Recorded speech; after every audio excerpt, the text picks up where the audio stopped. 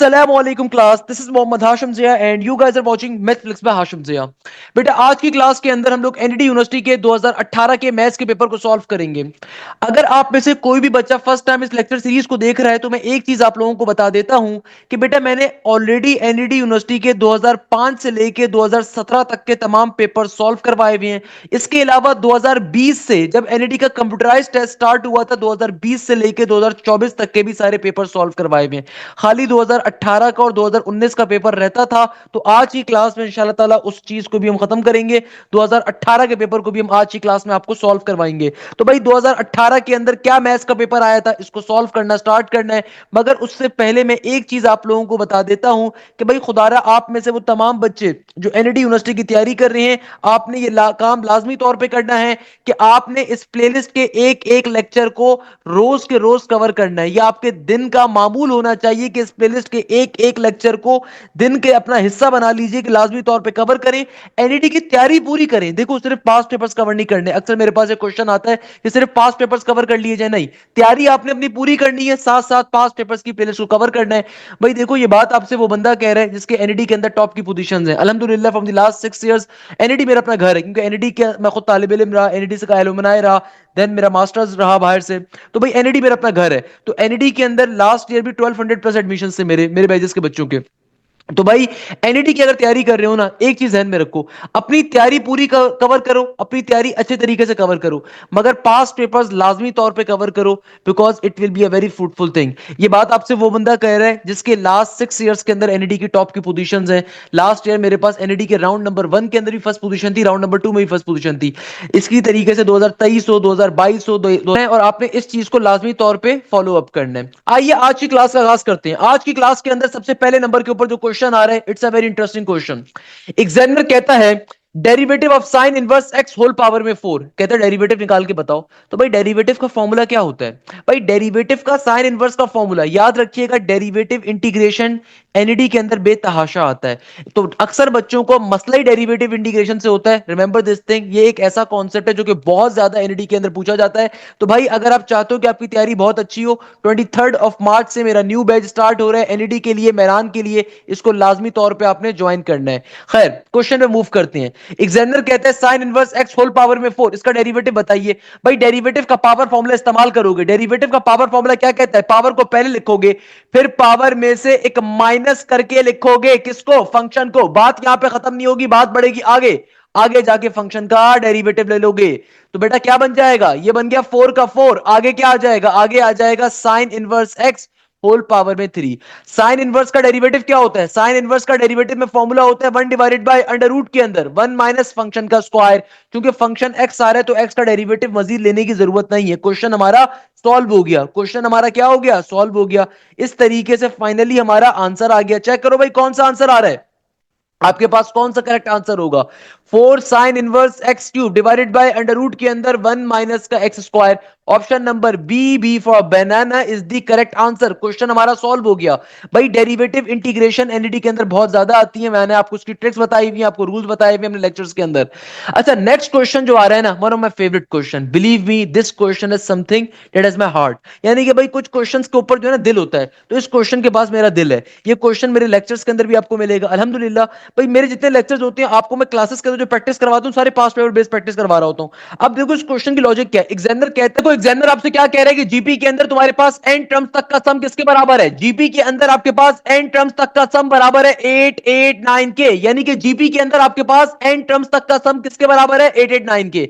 आगे कहता है कि लास्ट टर्म किसके बराबर है? लास्ट टर्म आपके पास जीपी के अंदर किसके बराबर है? इसको आप टीएन कह लो, एन कह लो, बात एक ही है। ये बराबर है 448 के। आगे कहता है कि तुम्हारी जो फर्स्ट टर्म आ रही है वो किसके बराबर है? 7 के। कहता है कॉमन रेशियो क्या होगा? अब देखो यहां पे डिफरेंशिएशन होती है एक अच्छे बच्चे में और एक बेकार बच्चे में। बेकार बच्चा वो होगा कि भैया वो यहां पे नॉर्मल मेथड को अप्लाई करेगा। नॉर्मल मेथड क्या होगा? ए आर की पावर एन माइनस का 1, ये वाला जो नॉर्मल जीपी का फॉर्मूला होगा वो उसको अप्लाई करेगा। यहां से पहले वो एन की वैल्यू निकालेगा, जब एन आ जाएगा फिर सम के फॉर्मूले पे अप्लाई करेगा और लंबा सा मेथड अप्लाई करेगा। जो अच्छा बच्चा होगा जिसने ढंग के टीचर से पढ़ा हुआ है, जिसने मेरी क्लासेस को लिया हुआ है, तो बेटा मैंने एक शॉर्टकट आपको सिखाई थी जीपी के अंदर। हमेशा याद रखिएगा जीपी की एक शॉर्टकट को अपने पास नोट डाउन करो। जीपी की $1 बिलियन की ट्रिक। कभी भी जीपी के अंदर अगर आपको फर्स्ट टर्म मालूम है और लास्ट टर्म मालूम है। कभी भी जीपी के अंदर अगर आपको फर्स्ट टर्म और लास्ट टर्म मालूम है तो हमें ये बात मालूम है कि दुनिया के अंदर अगर कभी भी हमें क्या क्या चीज कैलकुलेट करनी है, सम कैलकुलेट करना है किसका, जीपी का।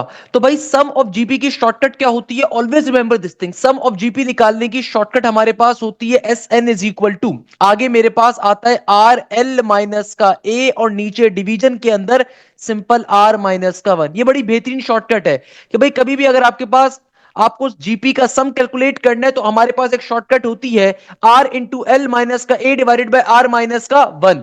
यहां पे देखो ए का मतलब क्या है, ए का मतलब है फर्स्ट टर्म, और आपके पास एल का मतलब क्या है, एल का मतलब है लास्ट टर्म। अब देखो इस क्वेश्चन को सॉल्व कैसे करेंगे। अगर हमें ये क्वेश्चन सॉल्व करना है तो सॉल्व करने के पीछे लॉजिक क्या होगी कि तमाम वैल्यूज को उठा के यहां पे प्लेस करना स्टार्ट करेंगे। तो भाई सम की वैल्यू किसके बराबर है, सम बराबर है 889 के, इक्वल टू के बाद आपके पास देन आ जाएगा किसकी वैल्यू, आर की वैल्यू। आर हमें कैलकुलेट करना है, ऑब्वियसली एडिट रहने देगा। एल का मतलब क्या है, लास्ट टर्म। तो बेटा लास्ट टर्म किसके बराबर है, ये बराबर है 448 के, माइनस का ए किसके बराबर है, ए बराबर है 7 के। नीचे डिवीजन में क्या हो जाएगा, आर माइनस का वन, तो आर हमें कैलकुलेट करना है माइनस का वन।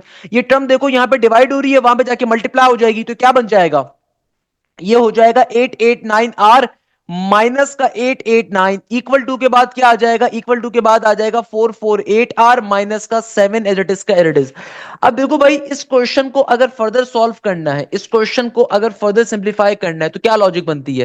भाई लॉजिक हमारी बहुत सिंपल सी है, कैसे कि देखो भाई एक जैसी टर्म्स को एक साइड पे शिफ्ट कर दोगे तो ये 889 आर एज इट इज रहेगा, प्लस का 448 आर जब यहां पर आएगा तो माइनस का 448 आर फॉर्म हो जाएगा, माइनस का 448 आर, माइनस का 7 एज इट इज, प्लस का 889 जब दूसरी तरफ जाएगा तो क्या बन जाएगा, प्लस का 889, माइनस का 889 जब यहां पर आएगा तो प्लस का 889 बन जाएगा।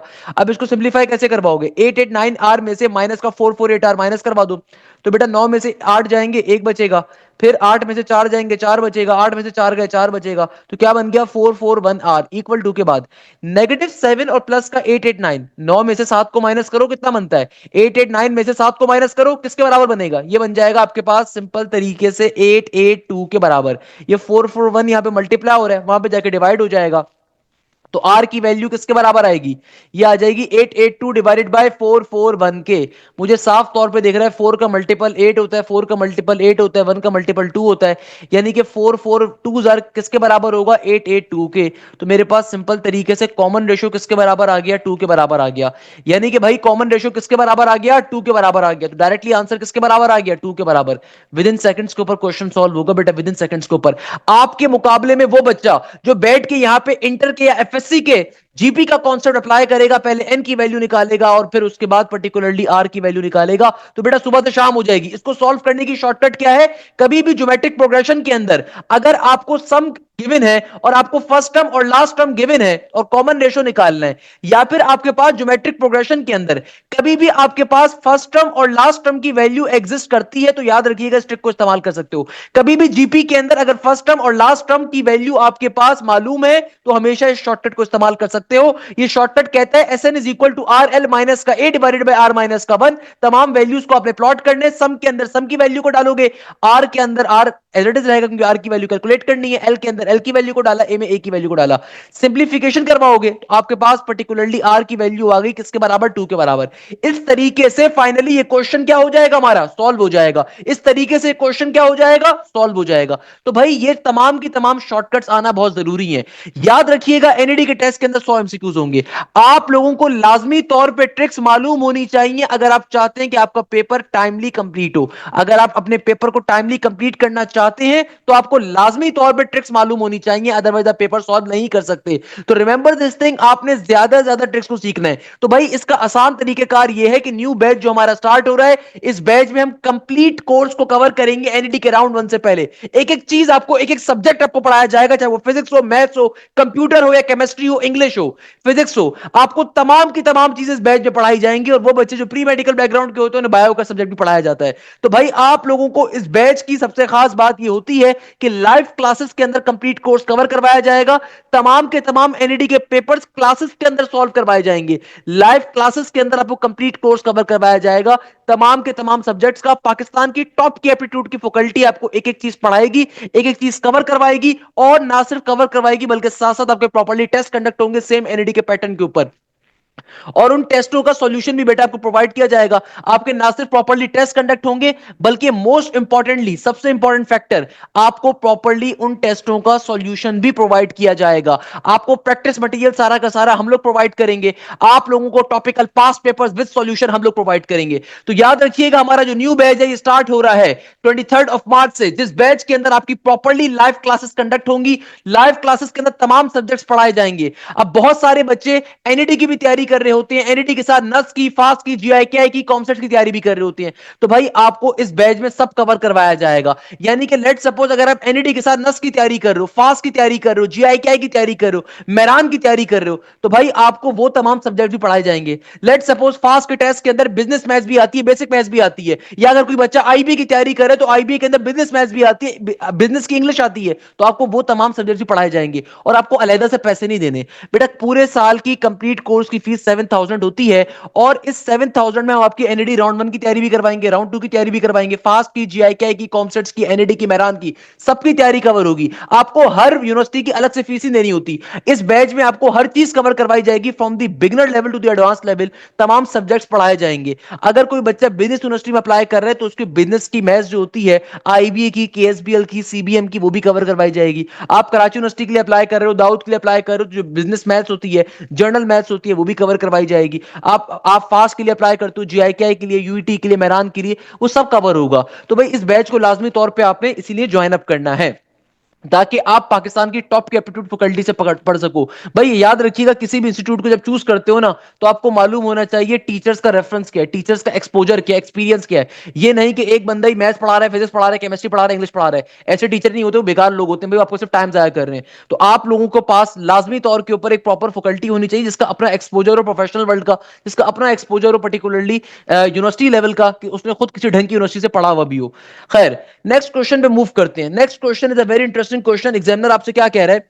एग्जामिनर कहता है limit x approaches to zero, आगे कहता है कॉसेक एक्स माइनस का कॉट एक्स इसके बराबर होगा।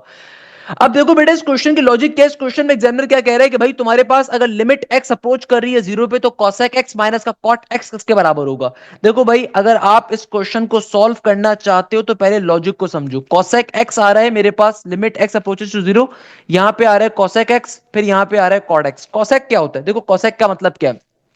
कॉसेक कहते हैं 1 डिवाइडेड बाय साइन एक्स को, सही है ना? तो और कॉट किसको कहते हैं? भाई कॉट कहते हैं 1/टेंजेंट को, आसान भाषा में, सही है ना? तो अब देखो, मेरी जो लिमिट है ये अप्रोच कर रही है कहां पे? एक्स अप्रोच कर रहा है जीरो के ऊपर। अब इसको दो तरीकों से सॉल्व कर सकते हो, और दोनों तरीके बड़े आसान है। कि भाई अगर मैं इस क्वेश्चन को सॉल्व करना चाहता हूं तो आसान तरीन तरीका क्या है सॉल्व करने का? कि भाई या तो आप पहले इस कंप्लीट फंक्शन को थोड़ा सिंप्लीफाई करवा दो, फिर लिमिट ले लो, वो भी आप पे डिपेंड करता है। नहीं तो एक आसान तरीका ये कि लिमिट को डायरेक्टली दोनों टर्म्स के ऊपर इंडिविजुअली भेज दो। तो भाई limit x approaches to zero, एक दफा ये अप्लाई हो जाएगी किसके ऊपर? 1/sin x के ऊपर। फिर मेरे पास जो लिमिट एक्स अप्रोच कर रही है जीरो पे, ये अप्लाई हो जाएगी किसके ऊपर? 1/टेंजेंट x के ऊपर। अब देखो, हमें ये बात मालूम है कि दुनिया के अंदर साइन जीरो किसके बराबर होता है? जीरो के। वाइल याद रखिएगा, कॉस जीरो किसके बराबर होता है? 1 के। तो अभी आप देखो, अगर मैं डायरेक्टली लिमिट की वैल्यू को प्लॉट करता हूं तो ये क्या बन जाएगा? ये हो जाएगा मेरे पास किसके बराबर? साइन जीरो, यानी कि जीरो बन जाएगा। तो 1/जीरो इंफिनिटी होता है। सिमिलरली देखो बेटा, टेंजेंट जीरो भी किसके बराबर होता है? जीरो के। तो अगर मैं एक्स की वैल्यू भी डायरेक्टली डालूंगा ना, तो मेरे पास ये क्या बन जाएगा? ये जीरो नीचे आ जाएगा। तो नीचे कभी भी जीरो काबिल कबूल नहीं है। तो इसको सॉल्व करवाने का तरीकेकार क्या है कि हम लोग इस क्वेश्चन को कैसे सिंप्लीफाई करेंगे? हम यहाँ पे एल हॉपिटल रूल का इस्तेमाल करते हैं। एल हॉपिटल रूल क्या कहता है? ऊपर वाली टर्म का डेरिवेटिव अलग लोगे, नीचे वाली टर्म का डेरिवेटिव अलग लोगे। तो 1 का डेरिवेटिव क्या हो जाएगा? जीरो के बराबर। 1 का डेरिवेटिव क्या हो जाएगा? सिंपल तरीके से जीरो के बराबर। और साइन एक्स का डेरिवेटिव क्या हो जाएगा? कॉस एक्स के बराबर। सिमिलरली बेटा यहां पे देखो, 1 का डेरिवेटिव क्या हो जाएगा? जीरो के बराबर। टेंजेंट एक्स का डेरिवेटिव क्या हो जाएगा? टेंजेंट एक्स का डेरिवेटिव होता है सेक स्क्वायर एक्स के बराबर। अब फाइनली जो आपकी लिमिट एक्स अप्रोच कर रही है उसको अब आप अप्लाई करवा सकते हो, मगर अप्लाई करवाने की जरूरत नहीं है, क्योंकि देखो लिमिट एक्स अप्रोच कर रही है कहां पे? जीरो के ऊपर। तो नीचे आ रहा है कॉस जीरो 1 के बराबर होता है, तो 0/1 बन गया। सिमिलरली सेक क्या होता है? सेक कॉस का रेसिप्रोकल होता है। तो अगर कॉस जीरो 1 के बराबर होता है तो सेक जीरो भी किसके बराबर होगा? 1 के। तभी इस क्वेश्चन का आंसर क्या होगा? ओवरऑल जीरो के बराबर होगा। That's the logic of this particular question. बताओ भाई, ये क्वेश्चन क्लियर होता है, या कोई बच्चा कहता है सर क्लियर नहीं हुआ? बताओ भाई जल्दी से कमेंट सेक्शन के अंदर। भाई बात पल्ले पड़ती है, समझ में आती है? अगर कोई बच्चा कहता है कि नहीं क्लियर होता तो मैं दोबारा एक्सप्लेन करता हूं कि देखो क्वेश्चन क्या गिवन है। क्वेश्चन आपको गिवन है कोसेक एक्स, आगे क्या आ रहा है माइनस का कॉट एक्स, सही है। डायरेक्टली लिमिट क्यों नहीं डाल सकते? तो पहले आपने सिंप्लीफाई करा। कॉसेक क्या होता है? 1/sin x के बराबर। कॉट क्या होता है बेटा? कॉट होता है हमारे पास 1/tan x के ऊपर। अब देखो आप खुद समझो इस बात को कि दुनिया के अंदर साइन जीरो बराबर होता है जीरो के, सिमिलरली टेंजेंट जीरो भी बराबर होता है किसके? जीरो के। तो अगर आप अभी लिमिट की वैल्यू को डालोगे ना, लिमिट एक्स अप्रोच कर रहा है जीरो पे, अगर आप अभी इस फंक्शन में लिमिट की वैल्यू को डालोगे तो ये आपके पास क्या बन जाएगा? 1/0 बन जाएगा। कभी भी डिवीजन में जीरो आ जाए, डिनोमिनेटर में जीरो आ जाए, ये काबिल कबूल नहीं है मैथ्स को, तो हम क्या करेंगे? एल हॉपिटल रूल का इस्तेमाल। एल हॉपिटल रूल कहता है ऊपर वाली टर्म का डेरिवेटिव अलग लो, नीचे वाली टर्म का डेरिवेटिव अलग लो। तो भाई वन का डेरिवेटिव क्या हो जाएगा? जीरो। साइन एक्स का डेरिवेटिव क्या हो जाएगा? कॉस एक्स के बराबर। सिमिलरली यहां पे देखो वन का डेरिवेटिव जीरो हो गया, टेंजेंट एक्स का डेरिवेटिव क्या हो जाएगा? सेक स्क्वायर एक्स के बराबर। अब फाइनली अब लिमिट को अप्लाई करवा दो। वैसे अप्लाई करवाने की नीड क्यों नहीं है? क्योंकि देखो न्यूमरेटर में जीरो आ रहा है। दुनिया में कभी भी न्यूमरेटर में जीरो आ जाए तो इसका मतलब क्या होता है? ओवरऑल टर्म का आंसर जीरो ही होगा। मगर आप चलो डाल के चेक कर लो, अगर लिमिट आपकी अप्रोच कर रही है जीरो पे तो कॉस जीरो किसके बराबर होता है? वन के। सिमिलरली जीरो का जीरो, यहां पे भी एक्स की जगह पे जीरो डालोगे तो क्या बन जाएगा? Sec square zero. और सेक जीरो किसके बराबर होता है? सेक होता है कॉस का रेसिप्रोकल, तो अगर कॉस जीरो वन के बराबर है तो सेक जीरो भी किसके बराबर होगा? वन के बराबर होगा। तो मेरा ओवरऑल आंसर क्या आ जाएगा? जीरो के बराबर आ जाएगा। तो क्वेश्चन क्या हो गया? सॉल्व हो गया। तो करेक्ट आंसर क्या है इस क्वेश्चन का? Option number A for Apple. A for apple is the correct answer. अच्छा तो बेटा अब देखो हमारे पास जो नेक्स्ट क्वेश्चन आ रहा है, ये क्वेश्चन है integration x square divided by e की पावर में 2x³ प्लस का 3। अब देखो इस क्वेश्चन को सॉल्व कैसे करोगे? हमेशा याद रखिएगा, अक्सर बच्चे इंटीग्रेशन के क्वेश्चन में एक बहुत बड़ी गलती ये करते हैं कि वो इंटीग्रेशन में डिवीजन फॉर्मुला अप्लाई कर देते हैं या मल्टीप्लीकेशन फॉर्मुला अप्लाई कर देते हैं। Always remember this thing, integration में ऐसा कोई भी फॉर्मुला एग्जिस्ट नहीं करता। कभी भी इंटीग्रेशन का क्वेश्चन आ रहा है, आपने हत्तुल इम्कान कोशिश करनी है उसको सिंप्लीफाई तरीके से सॉल्व करने की। अब देखो यहां पे आ रहा है x square divided by e की पावर के अंदर 2x³ प्लस का 3। तो भाई अगर मैं नीचे वाली टर्म को नीचे से ऊपर शिफ्ट करूं तो मैथ्स का बेसिक कॉन्सेप्ट क्या होता है? कभी भी अगर आप डिनोमिनेटर को न्यूमरेटर पे शिफ्ट करते हो तो पावर में साइन कन्वर्ट हो जाता है तमाम वैल्यूज का। तो क्या बन जाएगा? नेगेटिव का 2x³ नेगेटिव का 3। और पहले से ऊपर क्या मौजूद था? X square into d x equal to. सही है ना? अब मुझे इस क्वेश्चन को यानी कि सॉल्व करना है। तो भाई मैंने नीचे वाली टर्म को जब नीचे से ऊपर भेजा तो ऊपर जाके वो क्या बन गया? नेगेटिव के अंदर कन्वर्ट हो गया। अब फाइनली मैं देखूंगा क्या यहाँ पे नेचुरल एक्सपोनेंट का फॉर्मूला अप्लाई किया जा सकता है कि नहीं किया जा सकता। तो भाई नेचुरल एक्सपोनेंट का इंटीग्रेशन में फॉर्मूला क्या होता है? इंटीग्रेशन में नेचुरल एक्सपोनेंट का फॉर्मूला ये होता है कि जो भी एक्सपोनेंट आपका आ रहा है, जो भी पावर में फंक्शन आ रहा है, इसका बाहर डेरिवेटिव होना चाहिए। तो देखो यहाँ पे पावर में क्या आ रहा है? नेगेटिव का 2x³ माइनस का 3। यानी कि मुझे ये देखना पड़ेगा कि नेगेटिव के 2x³ माइनस के 3 का यहाँ पे डेरिवेटिव मौजूद है कि नहीं है। तो नेगेटिव के 2x³ का डेरिवेटिव क्या होगा? भाई नेगेटिव का साइन नेगेटिव 2x³ का डेरिवेटिव क्या होगा? ये हो जाएगा 6x² के बराबर। और माइनस के 3 का डेरिवेटिव क्या होगा? जीरो के बराबर। यानी कि आसान भाषा के अंदर बाहर क्या मौजूद होना चाहिए? नेगेटिव का 6x²। तो देखो बेटा बाहर आपको एक्स स्क्वायर मौजूद है, क्या मौजूद नहीं है? नेगेटिव का 6। तो सबसे पहले नंबर के ऊपर मैं क्या करूंगा? नेगेटिव के 6 से डिवाइड करवाएंगे, नेगेटिव 6 से मल्टीप्लाई करवाएंगे ताकि बाहर फंक्शन का डेरिवेटिव आ सके। तो e की पावर में नेगेटिव का 2x³ माइनस का 3 और बाहर नेगेटिव का 6, चूंकि मल्टीप्लाई डिवाइड करके मैं लेकर आया हूं, इस तरीके से पावर में आने वाले फंक्शन का बाहर डेरिवेटिव आ जाएगा। अब फाइनली मैं क्या कर सकता हूं? यहां पे इंटीग्रेशन के नेचुरल एक्सपोनेंट का फॉर्मूला अप्लाई। तो इंटीग्रेशन का नेचुरल एक्सपोनेंट क्या कहता है? जो भी आपका यहां पे नेचुरल एक्सपोनेंट आ रहा है इसको आपने एज इट इज एक दफा कॉपी डाउन करना है। जो भी यहां पे आपका नेचुरल एक्सपोनेंट आ रहा है इसको आपने एक दफा as it is copy down करना है, प्लस के सी के साथ आपका आंसर आ जाएगा। ये इस क्वेश्चन का फाइनल आंसर है जो कि सिर्फ और सिर्फ हमें अचीव हो रहा है ऑप्शन नंबर बी के अंदर। तो B for banana is the correct answer. इस तरीके से क्वेश्चन क्या हो गया? सॉल्व हो गया। भाई डेरिवेटिव, इंटीग्रेशन और साथ में ट्रिगोनोमेट्री, ये तीन मोस्ट इंपॉर्टेंट चैप्टर्स हैं एनईडी के लिए और इनकी तैयारी आपको सबसे अच्छे तरीके से करनी है विद दी प्रॉपर शॉर्टकट्स। तो भाई मुझसे पढ़ने का देखो फायदा ये होता है कि मैं आपको ट्रिक्स साथ साथ बता रहा हूं, मैं आपको रूल्स बताता हूं डेरिवेटिव के, इंटीग्रेशन के, और बड़े बेसिक लेवल से एडवांस लेवल पे हम जाते हैं। तो भाई हमारा जो न्यू बैच स्टार्ट हो रहा है 23 मार्च से हो रहा है, इसको लाजमी तौर पर ज्वाइन करें। इस बैच में आपकी कंप्लीट तमाम सब्जेक्ट्स की तैयारी कवर करवाई जाएगी। नेक्स्ट क्वेश्चन में एग्जामिनर क्या कह रहा है? नेक्स्ट क्वेश्चन आ रहा है ना, it's a very important question. इस क्वेश्चन में एग्जामिनर आपसे क्या कह रहा है? एग्जामिनर कहता है कि लिमिट एक्स अप्रोच कर रही है वन के ऊपर, सही है ना? और आपके पास फंक्शन आ रहा है एक्स की पावर में 1 डिवाइडेड बाय एक्स माइनस का 1। प्लीज इस क्वेश्चन को मार्क कर लो, मोस्ट इंपॉर्टेंट क्वेश्चन है। अक्सर बच्चे इसमें 99% बच्चे गलती करके आती हैं। देखो इस क्वेश्चन की लॉजिक क्या है, पहले आपको लॉजिक समझनी पड़ेगी। एग्जामिनर आपसे क्या कह रहा है? एग्जामिनर आपसे कह रहा है कि भाई आपकी लिमिट एक्स अप्रोच कर रही है वन पे, फंक्शन आ रहा है एक्स का होल पावर में आ रहा है one divided by x minus का वन। अब देखो, अगर मैं डायरेक्टली एक्स की वैल्यू जो अप्रोच कर रही है ना वन पे, अगर मैं डायरेक्टली इसको भी डाल के चेक कर लेता हूं, जहां जहां एक्स आ रहा है वहां पे वन रख दीजिए, तो क्या बन जाएगा? One divided by one minus का वन यानी कि जीरो। तो ये बन जाएगा one divided by one by zero, यानी कि बन जाएगा वन डिवाइडेड बाय पावर में इंफिनिटी। दुनिया में किसी भी टर्म की पावर में अगर इंफिनिटी आ जाए तो इसका आंसर इंफिनिटी होता है। तो यानी कि फंक्शन मेरा क्या बन गया? अनडिफाइंड हो गया। इसका मतलब अभी जो मेरी लिमिट अप्रोच कर रही है उसको अगर मैं डायरेक्टली प्लॉट करता हूं क्वेश्चन के अंदर, तो मेरा फंक्शन अनडिफाइंड हो जाएगा। तो इसलिए इस क्वेश्चन को क्या करना पड़ेगा? सिंप्लीफाई। अब सिंप्लीफाई करने का तरीकेकार हम सबको पता है। क्या तरीकेकार होता है सिंप्लीफाई करने का? कि भाई अगर मुझे इस क्वेश्चन को सिंप्लीफाई करना है तो ऑब्वियसली सी बात है, I need to apply the L'Hopital rule here. अब हेल एल हॉपिटल रूल अप्लाई होता है जब कभी फंक्शन ऊपर भी हो नीचे भी हो। अब यहां पे कैसे अप्लाई करें? अक्सर बच्चे कंफ्यूज हो जाएंगे, क्योंकि देखो यहां पे नीचे भी फंक्शन आ रहा है और ये पूरा का पूरा ऊपर भी फंक्शन आ रहा है। तो इसको सिंप्लीफाई करने के लिए हम लोग एक पैटर्न का इस्तेमाल करते हैं। इस क्वेश्चन को सिंप्लीफाई करने के लिए हम लोग यहां पे कंडीशन का इस्तेमाल करते हैं कि मैं इस पूरी की पूरी टर्म को कंसीडर कर लेता हूं y के बराबर फॉर एग्जांपल, और फिर मैं क्या करता हूं, मैं दोनों तरफ पहले ln को अप्लाई करता हूं। तो इधर आ जाएगा ln y, और यहां पे भी इस कंप्लीट टर्म के ऊपर ln x approaches to one, यहां पे भी क्या आ जाएगा? ln आ जाएगा। सही है ना? तो x की पावर में one divided by x minus का वन, तो हमने दोनों तरफ ln को अप्लाई कर दिया। अब देखो यहां पे क्या मौजूद है? ln y का ln y। लिमिट का कोई मसला नहीं है, लिमिट हर टर्म पे अप्लाई हो जाएगी। अभी फिलहाल लिमिट को एडिट रहने देते हैं। अब देखो हमारे पास लॉगरिथम की ln की एक प्रॉपर्टी होती है कि कभी भी लॉगरिथम किसी फंक्शन पे अप्लाई हो रहा हो और पावर में आपके पास कोई फंक्शन आ रहा हो, लॉगरिथम किसी भी टर्म पे अप्लाई हो रहा हो और पावर में कोई भी वैल्यू आ रही हो, तो लॉगरिथम की प्रॉपर्टी होती है कि पावर में जो भी वैल्यू आ रही है वो क्या आ जाएगी? वो पहले लिखी जाएगी, और आपका जो लॉगरिथम होगा ln होगा वो नीचे वाली टर्म पे अप्लाई हो जाएगा। अब फाइनली मेरे पास देखो एक फंक्शन ये बन गया one divided by x minus का वन इंटू ln x।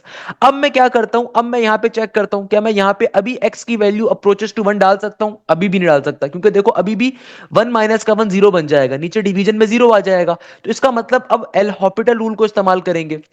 तो राइट हैंड साइड के ऊपर जरा एल हॉपिटल रूल को इस्तेमाल करो। एल हॉपिटल रूल क्या कहता है? ऊपर वाली टर्म का डेरिवेटिव अलग लोगे, नीचे वाली टर्म का डेरिवेटिव अलग लोगे। तो बेटा देखो एल एन एक्स का डेरिवेटिव क्या होगा? वन बाय एक्स के बराबर। और एक्स माइनस वन का डेरिवेटिव क्या होगा? नीचे वाली टर्म का जब इंडिविजुअल डेरिवेटिव लोगे तो एक्स का डेरिवेटिव होता है एक्स की रिस्पेक्ट से वन के बराबर, और नेगेटिव वन का डेरिवेटिव होता है जीरो के बराबर। अब फाइनली मैं अपनी limit x approaches to one को अप्लाई करता हूं। तो भाई मेरी लिमिट कहां अप्रोच कर रही है? वन पे। तो जहां जहां एक्स आ रहे हैं वहां पे वन डाल दो, तो ये बन जाएगा वन डिवाइडेड बाय वन, और नीचे होल डिवीजन में वन। तो यानी कि मेरे पास राइट हैंड साइड से जो कंप्लीट वैल्यू का आंसर आया वो किसके बराबर आया? वन के बराबर आया। यानी कि देखो अगर तो आपसे पूछा जा रहा है कि राइट हैंड साइड से आंसर क्या आ रहा है, ये बड़ी मशहूर कंडीशन है भाई। ये वाला जो एमसीक्यूज है ये अलग एमसीक्यूज है, बहुत पेपर में आता है कि दुनिया में एग्जामिनर आपसे कहता है ln x divided by x minus का वन, अगर आपकी लिमिट अप्रोच कर रही है x अप्रोचेस टू वन, तो इसका आंसर किसके बराबर होता है? वन के बराबर होता है। देखो यहां से वन आ गया, तो हमारे पास एक चांस ये कि ऑप्शन का करेक्ट आंसर क्या होगा? ए के बराबर। बहुत सारे बच्चे ऑप्शन नंबर ए पे टिक कर देंगे, हालांकि इस क्वेश्चन का करेक्ट आंसर ऑप्शन नंबर ए नहीं है। क्यों नहीं है? क्योंकि देखो ये आपके पास राइट हैंड साइड का आंसर आया, ये जो राइट हैंड साइड को आपने सिंप्लीफाई कराई उसका आंसर आया।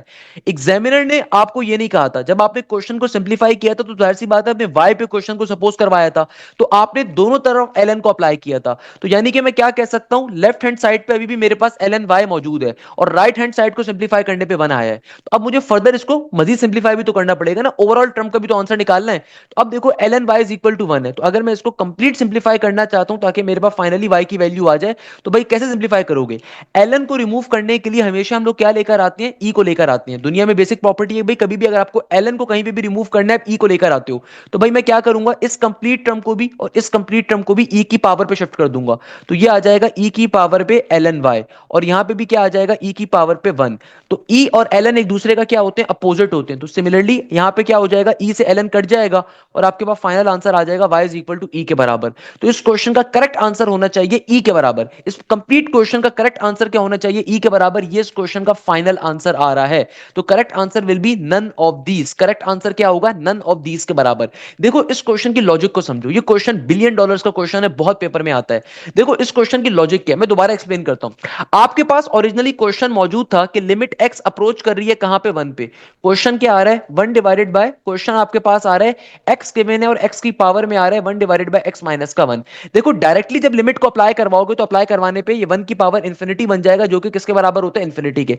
इसीलिए हम लोगों ने क्वेश्चन को पहले सपोज करवाया y के ऊपर, ताकि हम लोग दोनों तरफ ln को अप्लाई कर सके। तो ये बन गया ln y is equal to, और यहां पे limit x approaches to 1 as it is, और यहां पे आ जाएगा हमारे पास सिंपल तरीका। अब चूंकि हमने दोनों तरफ ln को अप्लाई करवाया तो यहां पे भी ln आ जाएगा, x की पावर में 1 डिवाइडेड बाय x माइनस का 1 एज इट इज। अब फाइनली मैं क्या करूंगा, अब फाइनली मैं यहां पे ln की पहले प्रॉपर्टी को अप्लाई करूंगा। तो बेटा देखो ln की प्रॉपर्टी क्या होती है, ln की ये प्रॉपर्टी होती है कि कभी भी दुनिया के अंदर किसी भी टर्म के ऊपर पावर आ रही है उससे पहले ln आ जाए, तो आप पावर वाली वैल्यू को पहले लिखते हो और नीचे वाली टर्म पे ln अप्लाई हो जाता है। अब फाइनली अब आप यहां पे दोबारा से लिमिट को डाल के चेक करो। अभी भी अगर मैं लिमिट को डालता हूं तो मुझे साफ तौर पे दिख रहा है 1 माइनस का 1 क्या बन जाएगा, ये बन जाएगा 0, नीचे 0 आ जाएगा, डिवीजन में 0 आ जाए इसका मतलब फंक्शन अनडिफाइंड है, इंफिनिटी हो रहा है। तो इसको फर्दर सिंप्लीफाई करने के लिए क्या करना पड़ेगा, फर्दर सिंप्लीफाई करने के लिए मुझे यहाँ पे एल हॉपिटल रूल को अप्लाई करना पड़ेगा। अब यहाँ पे एल एन वाई साथ साथ चल रहा है ना भाई, ये आप खुद से लेकर आए हो ना, इसको रिमूव भी करना आपकी जिम्मेदारी है, या मजाक मस्ती में जो लेकर आए हो उसको आप रिमूव भी करना है, ये नहीं कि राइट हैंड साइड सिर्फ सॉल्व कर लो। तो अब मैं जब सिंप्लीफाई करूंगा तो एल एन एक्स का डेरिवेटिव होता है 1/x और x माइनस 1 का डेरिवेटिव होगा 1 के बराबर। अब मैं फाइनली यहाँ पे लिमिट को अप्लाई करता हूं, तो लिमिट x अप्रोचेस टू 1, तो जाहिर सी बात है जहां जहां x आ रहा है वहां 1 डाल दोगे, तो सिंपल तरीके से आपके पास राइट हैंड साइड की वैल्यू आ जाएगी 1 के बराबर। तो ये आपका अभी सिर्फ आपका राइट हैंड साइड का आंसर आया है। आप लेफ्ट हैंड साइड के ऊपर भी ln और y को लेकर आए थे क्वेश्चन सॉल्व करवाने के लिए, इसको भी तो सॉल्व करना पड़ेगा ना। तो इसको सॉल्व करवाने के लिए हम लोग क्या लेकर आएंगे, नेचुरल एक्सपोनेंट को, क्योंकि नेचुरल एक्सपोनेंट और ln एक दूसरे का अपोजिट होते हैं। तो e की पावर के अंदर आपने दोनों टर्म्स को, लेफ्ट हैंड साइड को भी राइट हैंड साइड को भी e की पावर पे लिख दिया, तो e से ln कट जाएगा, तो आपके पास सिंपल y की वैल्यू आ जाएगी e के बराबर। ये इस क्वेश्चन का फाइनल आंसर होगा। तो नन ऑफ दीज इस क्वेश्चन का करेक्ट आंसर है। ये बड़ा मशहूर एक क्वेश्चन है भाई, ये आपके पास कैलकुलस का एक बड़ा फेमस क्वेश्चन है, तो ये क्वेश्चन पेपर में पूछा जाता है, इसीलिए आपको लाजमी तौर पे इस क्वेश्चन का मालूमात होनी चाहिए, सॉल्व कैसे करना है, तरीकेकार क्या है, पैटर्न क्या है आपके पास, पर्टिकुलरली आंसर था। मगर मुझे जहां तक मुझे महसूस होता है कि इस क्वेश्चन में गलती भी हो सकती है। किस तरीके से, कि हो सकता है ये क्वेश्चन आपको इस तरीके से गिवन हो, क्योंकि देखो क्वेश्चन जाहिर सी बात है बच्चे आके अपना एक्सपीरियंस शेयर करते हैं, वहां से ऑथेंटिक पेपर्स फॉर्म होते हैं। तो माइट बी पॉसिबल ये पेपर के अंदर क्वेश्चन इस तरीके से आया हो कि 1 divided by x whole power में x माइनस का 1। अगर तो ये क्वेश्चन लेट सपोज ऐसे पेपर में आया था, उस सूरत के अंदर क्या होगा। तो भाई देखो, अगर तो ये क्वेश्चन पेपर में इस तरीके से आया और यहाँ पे टाइपिंग मिस्टेक है, तो फिर तो इसको सॉल्व करना बहुत ही सिंपल है कि आप डायरेक्टली जहां जहां एक्स आ रहा है वहां पे जरा 1 डाल दीजिए, तो बन जाएगा 1 का 1, पावर में आ जाएगा 1 माइनस का 1, तो ये क्या हो जाएगा 1 डिवाइडेड बाय 1 की पावर में 0, क्योंकि 1 माइनस का 1 होता है 0, और दुनिया के अंदर किसी भी टर्म की पावर अगर 0 आ रही हो इसका मतलब 1 होता है, तो इसका डायरेक्टली आंसर फिर 1 के बराबर आ जाएगा। तो अगर तो ये क्वेश्चन पेपर में ऐसे आ रहा है, जो कि माइट भी पॉसिबल पेपर में ऐसे आ रहा हो, तो भाई उस सूरत के अंदर सॉल्व कैसे करोगे, फिर डायरेक्टली सॉल्व हो जाएगा कि जहां जहां एक्स अप्रोच कर रहा है वहां पे आप 1 की वैल्यू डाल दोगे, तो उस सूरत में क्या हो जाएगा 1 डिवाइडेड बाय 1 होल पावर में 1 माइनस का 1, तो उस सूरत में बन जाएगा 1 की पावर 0, डेट इज बेसिकली दुनिया में किसी भी टर्म की पावर अगर 0 आ रही हो तो बराबर होता है 1 के, तब तो डायरेक्टली सॉल्व हो जाएगा। सही है ना। तो खैर मैंने आपको दोनों चीजें बता दी किस तरीके से सॉल्व करना है। नेक्स्ट क्वेश्चन में एग्जामिनर कहता है कि भाई तुम्हारे पास एक सीक्वेंस आ रहा है 1 divided by 8 1 by 4 1 by 2 1 dot dot dot dot 32, then the number of terms are dash. अब देखो क्वेश्चन में नहीं बताया हुआ कि आया ये क्वेश्चन अर्थमेटिक प्रोग्रेशन का है या फिर ज्योमेट्रिक प्रोग्रेशन का है या फिर हार्मोनिक प्रोग्रेशन का है। तो आइए चेक कर लेते हैं कैसे। कि देखो मुझे लग रहा है कि यहाँ पे कॉमन रेशियो सिमिलर होगा, तो मैं चेक कैसे करूंगा कि भाई अगर तो ये सीक्वेंस जीपी का है ना, तो second term divided by first term करते हैं, सेकंड टर्म आ रही है 1/4 और होल डिवीजन में 1/8 आ गया। ऊपर वाली टर्म एडिटिस की एडिटिस, नीचे वाली टर्म नीचे से ऊपर जाके रेसिप्रोकेट फॉर्म में लिखी जाएगी, तो क्या बन जाएगा 4 2 8, यानी कि यहां से पहली दो टर्म से कॉमन रेशियो की वैल्यू 2 आ रही है। अगर मैं आगे की दो टर्म्स के दरमियान कॉमन रेशियो निकालूं तो भाई उस सूरत में क्या बन जाएगा, ये बन जाएगा 1/2 डिवाइडेड बाय 1/4, यहां पे आ गया 1/2 इंटू 4/1, तो यहां से भी देखो 2 2 4 ही आ रहा है, यानी कि कॉमन रेशियो इस सीक्वेंस के अंदर सिमिलर है। कॉमन रेशियो सीक्वेंस का अंदर सिमिलर होने का मतलब क्या है, ज्योमेट्रिक प्रोग्रेशन की टर्म आ रही है। तो अब देखो इस सीक्वेंस की आपके पास पहली टर्म क्या है, इस सीक्वेंस की फर्स्ट टर्म मेरे पास आ रही है, ए की वैल्यू आ रही है 1/8 के बराबर, कॉमन रेशियो आ रहा है मेरे पास 2 के बराबर, हमें निकालना क्या है, और लास्ट टर्म इस सीक्वेंस की क्या आ रही है 32 के बराबर, लास्ट टर्म इस सीक्वेंस की क्या आ रही है मेरे पास 32 के बराबर, हमें निकालनी है एन की value, number of terms calculate करनी है। तो सिंपल तरीके से ज्योमेट्रिक प्रोग्रेशन का formula that is A N is equal to A R power में एन माइनस का 1। तो बेटा देखो ए एन किसके बराबर है 32 के, ए की वैल्यू क्या है, ए बराबर है 1/8 के, आर किसके बराबर है, आर बराबर है 2 के, पावर के अंदर आ जाएगा एन माइनस का 1।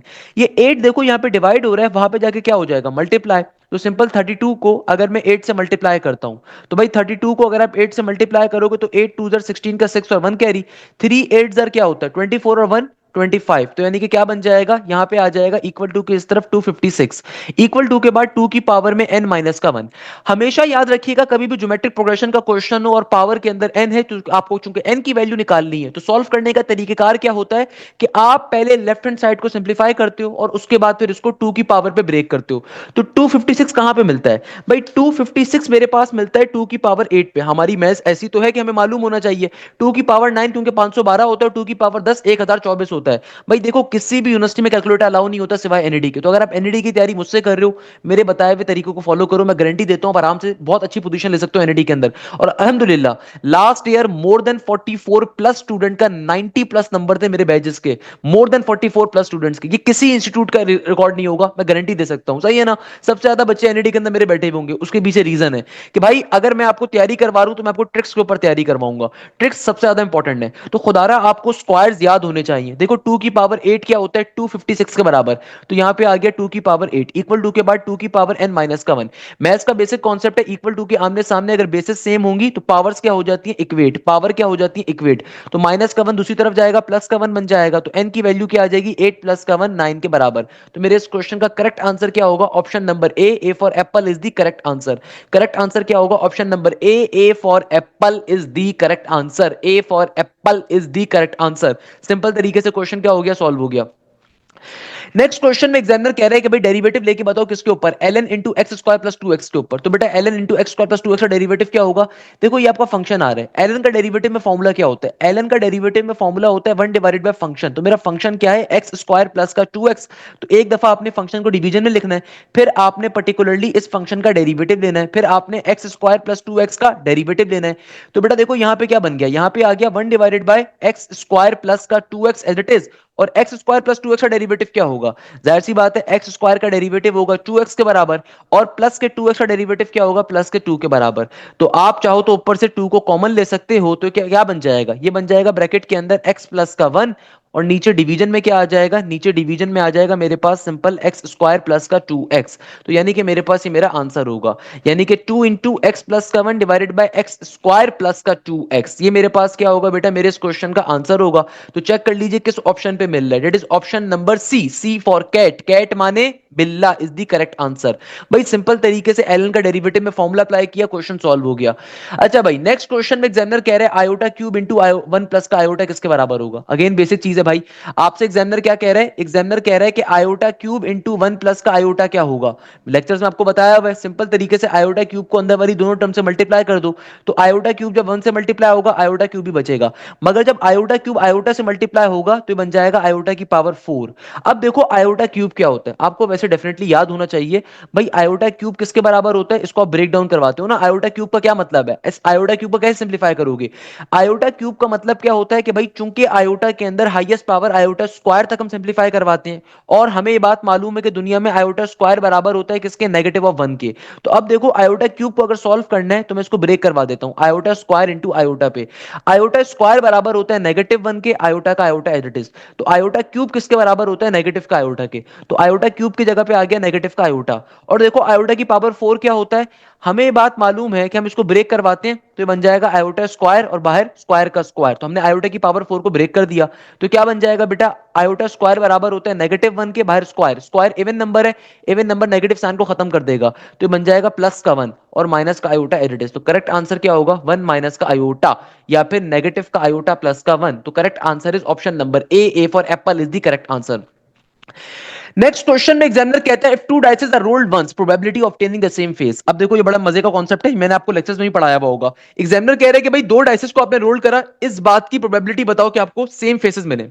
भाई टू डाइसेस के अंदर नंबर ऑफ इवेंट्स क्या होते हैं पहले तो आपको मालूम होना चाहिए। याद रखिएगा डाइस के केस के अंदर नंबर ऑफ इवेंट्स कैलकुलेट करने का फॉर्मूला होता है 6 की पावर n।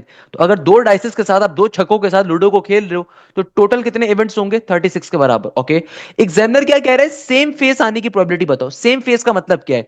यानी कि आपके दोनों छक्कों के ऊपर एक सिमिलर नंबर है, 1 1 आ जाए, या फिर आपके पास 2 2 आ जाए, या आपके पास 3 3 आ जाए, या आपके पास 4 4 आ जाए, या आपके पास 5 5 आ जाए, यानी कि दोनों छक्कों के ऊपर सेम नंबर है, या फिर 6 6 आ जाए, तो भाई मेरे पास प्रोबेबिलिटी क्या बन जाएगी? प्रोबेबिलिटी बन जाएगी सिंपल तरीके से 6 डिवाइडेड बाय 36 के बराबर।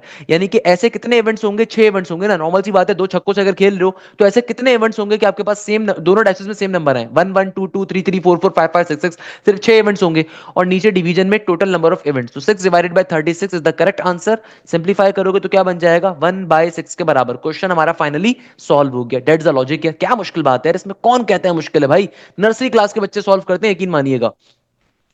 अब देखो नेक्स्ट क्वेश्चन में एग्जामिनर क्या कह रहा है। नेक्स्ट क्वेश्चन में एग्जामिनर कहता है for the equation x square minus का 4x माइनस का 3y प्लस का 13 equal to 0 the length of the latus rectum will be dash. अब देखो इस क्वेश्चन को सॉल्व करने की लॉजिक के अक्सर बच्चे कंफ्यूज हो जाएंगे, sir length of the latus rectum कैसे निकालेंगे? अरे भाई पहले तो आप देखो आपके पास क्वेश्चन क्या आ रहा है। हमेशा याद रखिएगा, बहुत दफा कॉनिक्स के अंदर आपको बताया ही नहीं जाएगा एक कॉनिक किसको रिप्रेजेंट कर रहा है। मैं आपको एक शॉर्टकट बताता हूं। कभी भी आपके पास अगर इक्वेशन के अंदर, ऑलवेज रिमेंबर दिस थिंग, ये ट्रिक सारी की सारी मैंने आपको कॉनिक्स के अंदर पढ़ाई हुई है, कि भाई कभी भी आपके पास कॉनिक की इक्वेशन आ रही है, अगर उस इक्वेशन में एक्स स्क्वायर या वाई स्क्वायर में से कोई एक चीज एग्जिस्ट कर रही है, इसका मतलब ये पैराबोला की इक्वेशन है। सही है? इसका मतलब क्या है? ये पैराबोला की इक्वेशन है। और हमें पता है कि पैराबोला की इक्वेशन में लेंथ ऑफ लेटिस रेक्टम क्या होता है? मॉडुलस 4a के बराबर। तो पहले आपको मॉड 4a निकालना है। अब यानी कि 4a कैसे निकालें? a की वैल्यू कैसे निकालोगे? a का मतलब है फोकस, फोकस का पॉइंट पहले निकालना पड़ेगा। अब देखो फोकस निकालने की भी एक शॉर्टकट मैंने आपको सिखाई थी। बाय द वे जो बच्चे मेरे बैचेस के बैठे हैं भाई, फोकस निकालने की भी एक ट्रिक सिखाई थी। फोकस निकालने की ट्रिक क्या थी? याद करो, याद करो, मैंने फोकस निकालने की आपको ट्रिक बताई थी कि कभी भी अगर आपको फोकस निकालना है किसी भी कॉम्प्लेक्स, किसी भी आपको पैराबोला के अंदर, तो वो पर्टिकुलर वेरिएबल जो कि आपके पास स्क्वायर फॉर्म पे मौजूद नहीं है, देखो यहां पे इस इक्वेशन में एक्स का जो वेरिएबल है स्क्वायर फॉर्म में मौजूद है, तो वो वेरिएबल जो स्क्वायर फॉर्म पे मौजूद नहीं है उसको आपने कंपेयर करवा देना है किसके साथ? 4a के साथ, उसके कोफिशिएंट को विद अपोजिट साइन। तो यहां पे देखो नेगेटिव का 3 है, तो मैं क्या करूंगा? प्लस के 3 के साथ इसको कंपेयर करवाऊंगा। तो a की वैल्यू मेरे पास क्या आ जाएगी? a की वैल्यू आ जाएगी 3 डिवाइडेड बाय 4 के बराबर। मैंने क्या कहा? दोबारा समझो, वो पर्टिकुलर वेरिएबल जो कि आपके पास स्क्वायर फॉर्म में मौजूद नहीं है। देखो पैराबोला में या तो x का वेरिएबल होगा या y का वेरिएबल होगा, तो कोई एक स्क्वायर फॉर्म में होगा। तो जो वेरिएबल स्क्वायर फॉर्म में मौजूद नहीं है, भाई x का वेरिएबल देखो स्क्वायर फॉर्म में मौजूद है, तो उसके कोफिशिएंट की बात नहीं कर रहे हैं हम, इस वेरिएबल की बात कर रहे हैं जो कि स्क्वायर फॉर्म में मौजूद ना हो, जो कि स्क्वायर फॉर्म में मौजूद ना हो। y का वेरिएबल यहां पे ऐसा है जो कि स्क्वायर फॉर्म में मौजूद नहीं है, तो उसके कोफिशिएंट को लोगे, उसके कोफिशिएंट को अपोजिट साइन करोगे और 4a से कंपेयर करवा दोगे। साइन अपोजिट करके 4a से कंपेयर करवाओगे, आपके पास डायरेक्टली a की वैल्यू आ गई। अब आपको क्या निकालना था? Length of latus rectum. तो 4 का 4 रखा है यहां पे, a की जगह पे a की वैल्यू 3/4 को रखोगे। सिंपल तरीके से 4 से 4 कट गया तो आंसर आ गया 3 के बराबर। यानी कि लेंथ ऑफ लेटिस रेक्टम किसके बराबर है? पॉजिटिव के 3 के बराबर। तो करेक्ट आंसर क्या होगा? Option number C, C for cat, cat माने बिल्ला। भाई ये शॉर्टकट्स होती हैं, देखो पढ़ने का फायदा ये होता है, ये ट्रिक्स आपको सिखाई जाती है। मुझे बताओ किसी भी इंस्टीट्यूट के अंदर आप तालीम हासिल कर रहे थे, आप बड़े बड़े इंस्टीट्यूट में बैठे हुए होगे, तो मुझे बताओ ये ट्रिक्स आपको सिखाई भी होंगी? गारंटी दे सकता हूं नहीं सिखाई भी होंगी। तो भाई बैजेस का फायदा ये होता है कि आपको पाकिस्तान की टॉप की एप्टीट्यूड की faculty basic to advance level पढ़ाती है। आपको बड़े बुनियादी लेवल से, बिगनर लेवल से एडवांस लेवल तक लेकर जाया जाता है। आपको बुनियादी लेवल से लेकर एक एक सब्जेक्ट कवर करवाया जाता है, चाहे वो मैथ्स हो, फिजिक्स हो, केमिस्ट्री हो, इंग्लिश हो, कंप्यूटर हो, या फिर अगर आप फास्ट की तैयारी कर रहे हैं, नस की तैयारी कर रहे हैं, आईबी की तैयारी कर रहे हैं, हर चीज कवर करवाई जाएगी। याद रखिएगा बैच का सबसे बड़ा फायदा यह है कि पाकिस्तान की तमाम टॉप की यूनिवर्सिटीज की तैयारी होगी। एनईडी के राउंड 1 से पहले कंप्लीट कोर्स कवर होगा, और इसी बैच की फीस में आपको राउंड 2 की तैयारी भी फिर करवाएंगे। यानी कि राउंड 1 की भी कंप्लीट तैयारी करवाएंगे, राउंड 2 1 की भी तैयारी कवर करवाएंगे, दोनों राउंड्स की तैयारी होगी। इसके अलावा अगर आप एनईडी के अलावा फास्ट की तैयारी कर रहे हैं, जीआईके की कर रहे हैं, कॉमसेट्स की कर रहे हैं, आईबी की कर रहे हैं, यूईटी की कर रहे हैं, कराची यूनिवर्सिटी की कर रहे हैं, तो भाई आईबी की, बीबी की कर रहे हो या सीएस की कर रहे हो, अल्हम्दुलिल्लाह मेरी फर्स्ट पोजीशन है आईबी के अंदर भी, अल्हम्दुलिल्लाह एनईडी के अंदर लास्ट 6 इयर्स के अंदर फर्स्ट पोजीशन है, नस के अंदर 170 प्लस का स्कोर है मेरे बच्चों का। इसके अलावा दाऊद हो, चाहे आपके पास जीआईकेआई के अंदर टॉप 20 के अंदर लास्ट 3 इयर्स के अंदर मेरे बच्चे बैठे हुए हैं। तो भाई इतने सारे अगर पोजीशन होल्डर्स हैं पाकिस्तान के किसी भी इंस्टीट्यूट के, चेक कर लीजिएगा, इतने पोजीशन नहीं होंगी, मैं गारंटी दे सकता हूं आपको। एमडी कैट के अंदर भी बेटा 190 प्लस प्लस का स्कोर था, मोर देन 35 स्टूडेंट्स का लास्ट ईयर। तो भाई कहने का मकसद क्या है, अगर आप वाकई में चाहते हैं कि आपकी तैयारी बहुत अच्छी हो और एक बहुत मिनिमम फीस के ऊपर हो और आपको complete course multiple times cover करवाया जाए और पाकिस्तान की टॉप की फैकल्टी पढ़ाए, देखो मेरी फैकल्टी में वही टीचर्स होते हैं जो आपको बड़े मशहूर मशहूर इंस्टीट्यूट से मिलते हैं, मगर जाहिर सी बात है जब वो मेरे पास आते हैं तो ऑब्वियसली मैं आप लोगों के लिए उनको बहुत कम कीमत के ऊपर आप लोगों को चीज प्रोवाइड करता हूं अल्हम्दुलिल्लाह। ऑब्वियसली टीचर्स को तो अच्छी पे करनी पड़ती है, मगर आप लोगों के लिए उसको मैं बहुत कम कीमत पे लेकर आता हूं। तो रिमेंबर दिस थिंग, आप एनईडी की तैयारी कर रहे हो, दाऊद की कर रहे हो, फास्ट की कर रहे हो, नस की कर रहे हो, जेआईके की कर रहे हो, आप चाहे ईकेट की तैयारी कर रहे हो, चाहे बीकेट की कर रहे हो, चाहे एमडी कैट की कर रहे हो, I can bet you one thing कि हम आपको पाकिस्तान की तमाम टॉप की यूनिवर्सिटी की तैयारी कवर करवाएंगे। ना सिर्फ एक दफा कोर्स कवर होगा बल्कि मल्टीपल टाइम्स कवर होगा। एनईडी राउंड 1 के लिए भी कोर्स कवर होगा, फिर राउंड 2 के लिए भी कोर्स कवर होगा, फास्ट के लिए भी कवर होगा, जीआईके के लिए भी कवर होगा।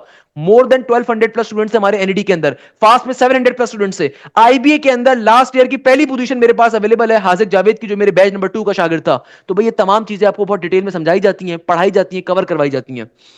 द मोस्ट इंपॉर्टेंट क्वेश्चन, ये क्वेश्चन अलजबरा का क्वेश्चन है और ये क्वेश्चन एनईडी के अंदर बेतहाशा पूछा जा चुका है पास्ट पेपर्स के अंदर। ये आप अगर मेरे पुराने पेपर लेक्चर्स भी देखोगे ना, 2012 13 14 15 22 21 23, तो भाई ये क्वेश्चन बहुत आपको मिलेगा। अक्सर बच्चे कंफ्यूज हो जाते हैं। देखो क्वेश्चन क्या आ रहा है, क्वेश्चन आ रहा है एक्स प्लस टू का होल क्यूब माइनस का 3 इंटू एक्स प्लस टू का होल स्क्वायर प्लस का 3 into x plus two minus का 1। और आप अगर अपने ऑप्शन चेक करो तो सारे ऑप्शन क्यूब बेस आ रहे हैं। इसका मतलब क्या है, क्यूब का फॉर्मूला या तो यहाँ पे एक्सपेंड होगा या फिर क्लोज्ड होगा। अब साफ तौर पे देख रहा है फॉर्मूला क्या हो रहा है, क्लोज्ड हो रहा है। तो यार अगर मैं लेट सपोज कहता हूं कहीं पे लिखा हुआ आता है a माइनस के b का होल क्यूब किसके बराबर होता है, फॉर एग्जाम्पल मैं कहता हूं कहीं पे लिखा हुआ है a माइनस 1 का क्यूब, ये किसके बराबर होगा, भाई ये बराबर होगा a क्यूब का a क्यूब। चूंकि माइनस का फॉर्मूला है तो किस पे ओपन होगा, ये ओपन हो जाएगा माइनस का 3a स्क्वायर, और जो भी आपकी सेकंड वैल्यू आ रही है वो आएगी। फिर आगे क्या होता है, आगे होता है प्लस का साइन, फिर 3 का 3 a का a, और जो भी आपकी सेकंड वैल्यू आ रही है आपकी बारी में उसका स्क्वायर होता है। फिर आगे क्या होता है, चूंकि माइनस का फॉर्मूला है तो माइनस के 1 का क्यूब, ये फॉर्मूला होता है। तो अगर आप इस क्वेश्चन को देखो तो भाई यहां पे आपका a क्या है, ये जो x प्लस का 2 है ना ये मेरा a है, ये जो मेरा x प्लस 2 है ये मेरा क्या है, ये मेरा a है। तो अगर मैं इसके रेफरेंस से फॉर्मूला अप्लाई करूं तो क्या बन जाएगा, जरा और से देखो मेरे पास। अगर मैं कहता हूं कि भाई मेरा फॉर्मूला बनता है x प्लस का 2, ये मेरा a है, और माइनस का साइन, और ये जो 1 है ये मेरा b है, सही है, बाहर क्यूब का क्यूब। तो देखो फॉर्मूला एक्सपेंड कैसे होगा, मेरा फॉर्मूला, इस फॉर्मूले को और से देखिए जो मैंने रेफरेंस फॉर्मूला लिखा है, ये एक्सपेंड कैसे होगा, पहले आएगा मेरे पास x प्लस 2 का होल क्यूब, फिर माइनस का साइन 3 का 3, a किसके बराबर है, a बराबर है x प्लस 2 के, बाहर आ जाएगा स्क्वायर इंटू 1 का 1, फिर आएगा प्लस का प्लस 3 का 3, a की वैल्यू किसके बराबर है, x प्लस 2 के, बाहर b की जगह पे आ जाएगा 1, फिर माइनस के 1 का क्यूब 1 ही होता है। तो गौर से देखो क्या आपको यही क्वेश्चन नहीं गिवन था, x प्लस 2 का होल क्यूब माइनस का 3 इंटू एक्स प्लस 2 का होल स्क्वायर, प्लस का साइन के बाद आगे आ रहा है 3 इंटू एक्स प्लस का 2 माइनस का 1। तो भाई ये किसके बराबर है, ये बराबर है x प्लस 2 माइनस 1 के।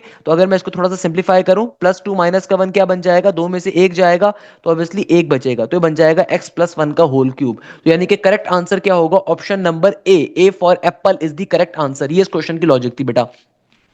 अब देखो भाई नेक्स्ट क्वेश्चन जो हमारे पास आ रहा है, इसमें एग्जामिनर क्या कह रहा है, इसमें एग्जामिनर आपसे कहता है कि भाई आपके पास क्वेश्चन आ रहा है e की पावर टेंजन x, और आके कह रहा है एग्जामिनर इसका डेरिवेटिव लो। तो भाई देखो हमारे पास नेचुरल एक्सपोनेंट का क्वेश्चन आ रहा है, e की पावर में टेंजन x गिवन है। याद रखिएगा नेचुरल एक्सपोनेंट का डेरिवेटिव कैसे लिया जाता है, नेचुरल एक्सपोनेंट का डेरिवेटिव क्या होता है, एक दफा आप अपने नेचुरल एक्सपोनेंट को एडिटिव लिखते हो, फिर पावर में आने वाले फंक्शन का डेरिवेटिव लेते हो। तो बेटा टेंजन x का डेरिवेटिव किसके बराबर होगा, सेक स्क्वायर x के बराबर होगा, प्लस के c के साथ आंसर आ गया। तो भाई इस तरीके से क्वेश्चन क्या हो गया, सॉल्व हो गया। बेटा ये तमाम चीजें मैंने आपको ऑलरेडी अपने बैजेस में पढ़ाई भी होती है। भाई बैजेस के अंदर टीचर्स बड़ी मेहनत करते हैं, दैट्स द रीजन कि अल्हम्दुलिल्लाह from the last 6 years NED के अंदर टॉप पोजीशन है मेरे बच्चों की। नेक्स्ट क्वेश्चन जो आ रहा है थोड़ा सा मिटा हुआ है, बट मैं आपको इसकी लॉजिक बता देता हूं। भाई क्वेश्चन बेसिक है। अब देखो हमारे पास जो नेक्स्ट क्वेश्चन आ रहा है, again it's a very important question. Examiner देखो इस क्वेश्चन में क्या कह रहा है, एग्जामिनर कह रहा है इंटीग्रेशन, ऊपर आ रहा है cos x, और नीचे डिवीजन में क्या आ रहा है, नीचे डिवीजन में आ रहा है sin की power 6x into dx। Examiner कहता है सॉल्व करो। देखो बेटा इसको सॉल्व करने की लॉजिक क्या है, अब देखो यहाँ पे दो फंक्शंस डिवाइड हो रहे हैं, बच्चे बेचारे मासूम होकर डिवीजन फॉर्मूला अप्लाई करने में चले जाएंगे। भाई इंटीग्रेशन में कोई डिवीजन फॉर्मूला नहीं होता, तो सॉल्व कैसे करोगे। भाई देखो इसको सॉल्व करने की टेक्निक है, और वो टेक्निक क्या है कि यार मैं नीचे वाली टर्म को नीचे से ऊपर शिफ्ट करता हूं, तो क्या बन जाएगा, ये बन जाएगा इंटीग्रेशन का इंटीग्रेशन, और जब नीचे से साइन की पावर 6x जब नीचे से ऊपर जाएगा तो ऊपर जाके क्या बन जाएगा, साइन की पावर में नेगेटिव का 6 इंटू एक्स, आगे आ जाएगा सिंपल cos x का cos x इंटू dx का dx। सही है। अब देखो इंटीग्रेशन का अगर पावर फॉर्मूला मुझे यहां पे अप्लाई करना है, तो इंटीग्रेशन का पावर फॉर्मूला क्या कहता है कि भाई जो भी तुम्हारी बेस आ रही है इसका भाई डेरिवेटिव होना चाहिए। तो मुझे साफ तौर पर दिख रहा है मौजूद है भाई, मेरे पास बेस का डेरिवेटिव क्या होगा भाई, साइन एक्स अगर मेरा फंक्शन है तो उसका डेरिवेटिव, साइन एक्स का डेरिवेटिव में फॉर्मूला किसके बराबर होता है, ये होता है कॉस एक्स के बराबर, तो बाहर मौजूद है। तो सिंपल तरीके से इंटीग्रेशन का पावर फॉर्मूला अप्लाई कर दोगे ना भाई। तो इंटीग्रेशन का पावर फॉर्मूला क्या कहता है, इंटीग्रेशन का पावर फॉर्मूला ये कहता है कि जो भी तुम्हारी पावर आ रही थी इसमें एक इजाफा करोगे ऊपर और उस सेम वैल्यू को एक दफा नीचे लिखोगे एज इट इज, प्लस के सी के साथ आंसर आ जाएगा। तो क्या बन जाएगा, ये हो जाएगा हमारे पास साइन -6 + 1, ये बन जाएगा -5, और नीचे भी देखो -6 + 1, ये बन जाएगा -5। सही है ना। इसको अब तरीके से अगर मैं लिखूं तो देखो -5, ये 1/-5 एडिट इज। और देखो साइन की पावर में क्या आ रहा है, -5। तो मैथ्स का एक बड़ा बुनियादी कॉन्सेप्ट होता है, मैथ्स कहता है कि भाई किसी भी वैल्यू को अगर आपने ऊपर से नीचे भेजना है या नीचे से ऊपर भेजना है, तो ऊपर या नीचे जाके उसके साइन क्या हो जाते हैं, कन्वर्ट। तो ये ऊपर से जब नीचे आएगा तो नीचे जाके क्या बन जाएगा, साइन की पावर 5x प्लस के सी के साथ, ये आपका फाइनल आंसर आ गया। चेक कर लीजिए किस ऑप्शन पे आ रहा है। तो ऑप्शन नंबर ए करेक्ट होना चाहिए था, बट यहां पे नेगेटिव का 1/5 मिसिंग है, तो करेक्ट आंसर क्या होगा इस क्वेश्चन का, ऑप्शन नंबर ए। और अगर यही ऑप्शंस आ रहे थे तो फिर नन ऑफ दीज आंसर होगा, क्योंकि भाई करेक्ट आंसर क्या होगा, नेगेटिव का 1/5 इंटू साइन की पावर 5x प्लस के सी के बराबर, ये इस क्वेश्चन का आंसर होगा। क्योंकि देखो इंटीग्रेशन का पावर फॉर्मूला इस्तेमाल करोगे तो भाई सिंपल तरीके से पावर में एक इजाफा करोगे ऊपर, उसको एक बार नीचे भी लिखोगे, तो -6 + 1 क्या बनता है, -5। तो चूंकि साइन की पावर में नेगेटिव की वैल्यू आ रही है तो इसको ऊपर से नीचे भेजोगे तो पॉजिटिव में कन्वर्ट हो जाएगी, तो नेगेटिव का 1/5 इंटू साइन की पावर 5x प्लस का सी आपका करेक्ट आंसर होगा। इस तरीके से क्वेश्चन क्या हो गया, सॉल्व। अरे भाई नेक्स्ट क्वेश्चन जो आ रहा है, one of my favourite question, मैं गारंटी दे सकता हूं, बल्कि एक चैलेंज देता हूं, आप में से जितने लोग बड़े बड़े इंस्टीट्यूट्स के अंदर बैठे हुए हो ना और वहां से जाके अपने माँ बाप के पैसे वहां पे दे रहे हो, तो मैं आपको एक गारंटी देता हूं इस क्वेश्चन को आप ट्रिक के ऊपर सॉल्व नहीं कर सकते, मेजॉरिटी बच्चे। क्योंकि भाई आपने यहां पे इस क्वेश्चन को एफएससी के मेथड पे पढ़ा हुआ होगा। एफएससी का मेथड क्या होता था कि आप इसको इसकी वैल्यू से कंपेयर करवाते थे और ब्ला ब्ला किस्म का कॉन्सेप्ट था। भाई ये क्वेश्चन सॉल्व कैसे करना है, देखो इस क्वेश्चन में एग्जामिनर क्या कह रहा है, x माइनस का 2/x होल पावर में 10 टर्म इंडिपेंडेंट ऑफ एक्स, मेरे लेक्चर से लिया गया क्वेश्चन है, बेतहाशा एनईटी के अंदर ये क्वेश्चन आता है। इस क्वेश्चन को सॉल्व करने की ट्रिक देखिएगा।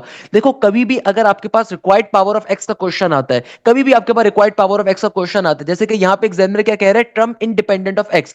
टर्म इंडिपेंडेंट ऑफ एक्स का मतलब क्या होता है, एक्स की पावर 0 के ऊपर जो टर्म फॉर्म होगी वो कैलकुलेट करनी है। क्योंकि भाई आपके पास ऐसी वैल्यू आपको कैलकुलेट करनी है जहां पे एक्स ना हो, तो एक्स कब नहीं होगा, जब एक्स की पावर 0 होगी। तो टर्म इंडिपेंडेंट यानी कि हमें रिक्वायर्ड पावर ऑफ एक्स का क्वेश्चन आ रहा है, तो भाई मैं आपको एक ट्रिक बताता हूं, इस ट्रिक का नाम है मैथफ्लिक्स शॉर्टकट। मैथफ्लिक्स शॉर्टकट क्या कहता है, मैथफ्लिक्स शॉर्टकट कहता है कि भाई देखो इस क्वेश्चन को सॉल्व कैसे करना होता है। आपके पास कभी भी बाइनोमियल थ्योरम का क्वेश्चन आता है, आप सिंपल तरीके से बाइनोमियल थ्योरम को अप्लाई करते हो ना, एन कॉम्बिनेशन आर, आगे ए की पावर के अंदर एन माइनस का आर, आगे बी की पावर आर, ये कॉन्सेप्ट है हमारे पास। इसी कॉन्सेप्ट को हम फॉलो करते हैं और इसी कॉन्सेप्ट के ऊपर हम क्वेश्चंस को क्या करते हैं, सिंप्लीफाई भी करते हैं और सॉल्व करने के ऊपर भी जाते हैं।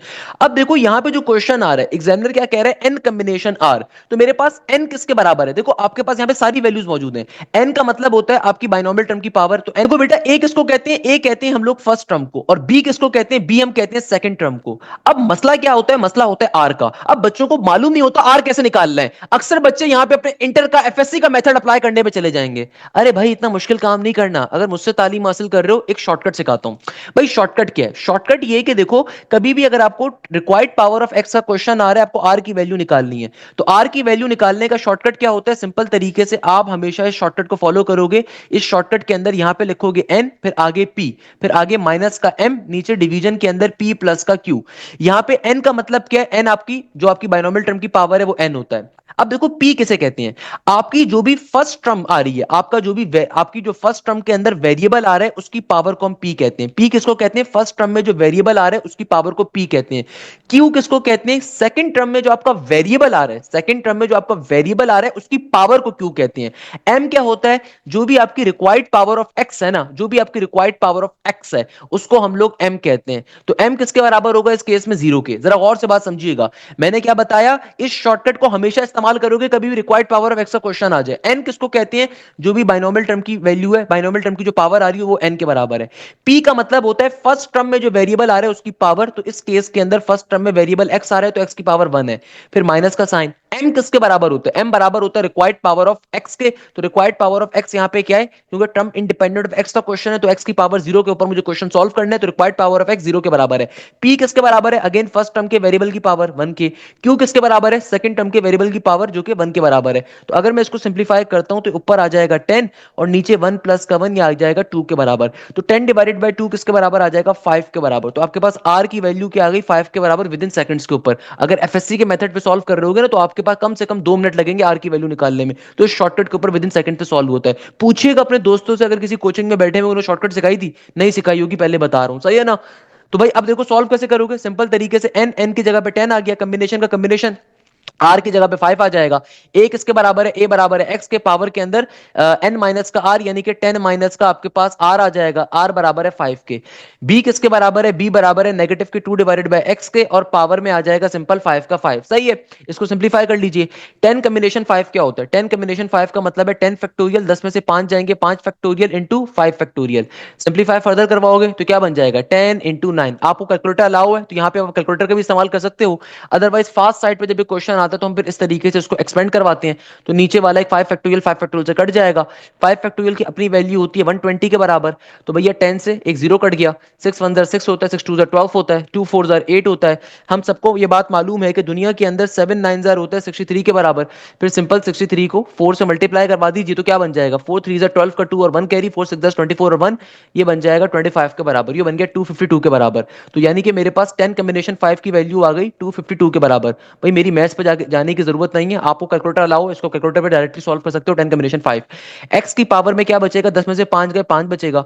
यहाँ पे देखो नेगेटिव 2 के ऊपर भी पावर आ जाएगी 5 की, 5 चूंकि आपकी कैसी पावर है, ऑड पावर, तो नेगेटिव का साइन खत्म नहीं होगा, इसलिए मैं पहले लिख देता हूँ जाके। और 2 की पावर 5 क्या होती है, डायरेक्टली लिख दो ना, 2 की पावर 5 होती है 32 के बराबर इंटू एक्स की पावर 5। तो एक्स की पावर 5 से एक्स की पावर 5 कट गया, सिंपल 252 को 32 से मल्टीप्लाई कर दो। तो 252 को अगर मैं 32 से मल्टीप्लाई करूंगा, 2 2 जार 4, 5 2 जार 10 0 और 1, 2 2 जार 4 और 1 5, क्रॉस का क्रॉस, 3 2 जार 6, 5 3 जार 15 का 5 और 1 कैरी, 3 2 जार 6 और 1 7। भाई आपको कैलकुलेटर अलाउ है, मैं मानता हूं, मगर आपको बेसिक मैथ्स आनी चाहिए। 5 और 5 10 का 0 और 1 7 और 1 8। तो क्या बन गया आपका आंसर, आपका आंसर आ गया नेगेटिव का 8064 इंटू एक्स की पावर 0। ये क्वेश्चन मैंने आपको अपने लेक्चर्स में भी पढ़ाया होगा लाजमी तौर पे। ये क्वेश्चन मोस्ट इंपॉर्टेंट क्वेश्चन है। इस तरीके से क्वेश्चन क्या हो गया, सॉल्व हो गया। बताओ भाई बात पल्ले पड़ती है, बात समझ में आती है कि नहीं आती, कॉन्सेप्ट क्लियर होता है कि नहीं होता, जल्दी से बताओ। देखो हमारे पास जो नेक्स्ट क्वेश्चन आ रहा है ना, ये भी मेरे लेक्चर से लिया गया कॉन्सेप्ट है। मैंने आपको एक कॉन्सेप्ट पढ़ाया हुआ होगा कि देखो कॉन्सेप्ट क्या होता है। मैं पहले आपको कॉन्सेप्ट समझाता हूं कि देखो फॉर एग्जांपल मैं आपसे कहता हूं कहीं पे लिखा हुआ आ जाए y is equal to e की पावर 2x। एग्जामिनर आपसे कहता है कि भाई इसका let suppose one time derivative लेना है। तो वन टाइम डेरिवेटिव क्या होगा, अगर आप किसी फंक्शन का जस्ट वन टाइम डेरिवेटिव ले रहे हो तो किसके बराबर होगा, ये बराबर होगा, देखो e की पावर 2x का डेरिवेटिव होगा e की पावर 2x के बराबर। डेरिवेटिव में नेचुरल एक्सपोनेंट का फॉर्मूला होता है, एक दफा नेचुरल एक्सपोनेंट को लिखते हो, फिर पावर में आने वाले फंक्शन का डेरिवेटिव लेते हो, यही कॉन्सेप्ट है ना भाई।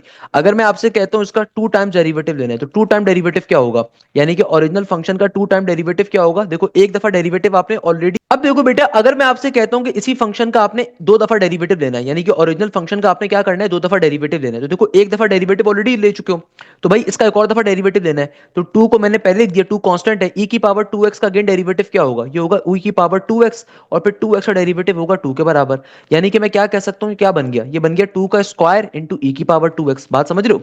लेट सपोज मैं आपसे कहता हूं कि आपको 3 दफा डेरिवेटिव लेना है इसी फंक्शन का, तो क्या बन जाएगा। देखो भाई 2 दफा डेरिवेटिव लिया हुआ है, अब आप खुद देखो ये जो कांस्टेंट आ रहा है 2 का स्क्वायर, ये पहले आ जाएगा, e की पावर 2x का एक और दफा डेरिवेटिव क्या होगा, e की पावर 2x, और फिर पावर में आने वाले फंक्शन का डेरिवेटिव एक और दफा 2 आ जाएगा। तो 2 इंटू 2 का स्क्वायर क्या बन जाएगा, 2 का क्यूब इंटू e की पावर 2x का 2x।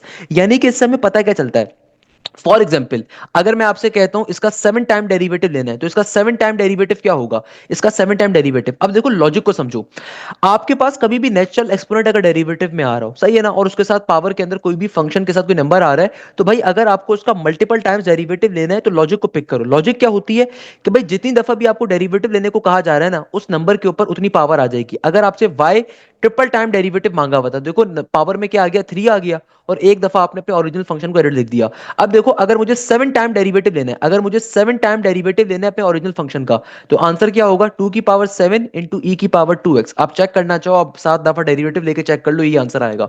तो सिमिलरली देखो यहाँ पे एग्जामिनर यही तो कह रहा है कि भाई 5 दफा डेरिवेटिव लेके बताओ, तो 5 दफा डेरिवेटिव क्या होगा, 10x का डेरिवेटिव होता है 10 के बराबर, तो 10 की पावर 5 हो जाएगा, क्योंकि 5 दफा 10 आ रहा होगा, और फिर e की पावर 10x एडिटिस का एडिटिस ऐसे आ जाएगा। तो करेक्ट आंसर क्या होगा, option number B, B for banana is the correct answer.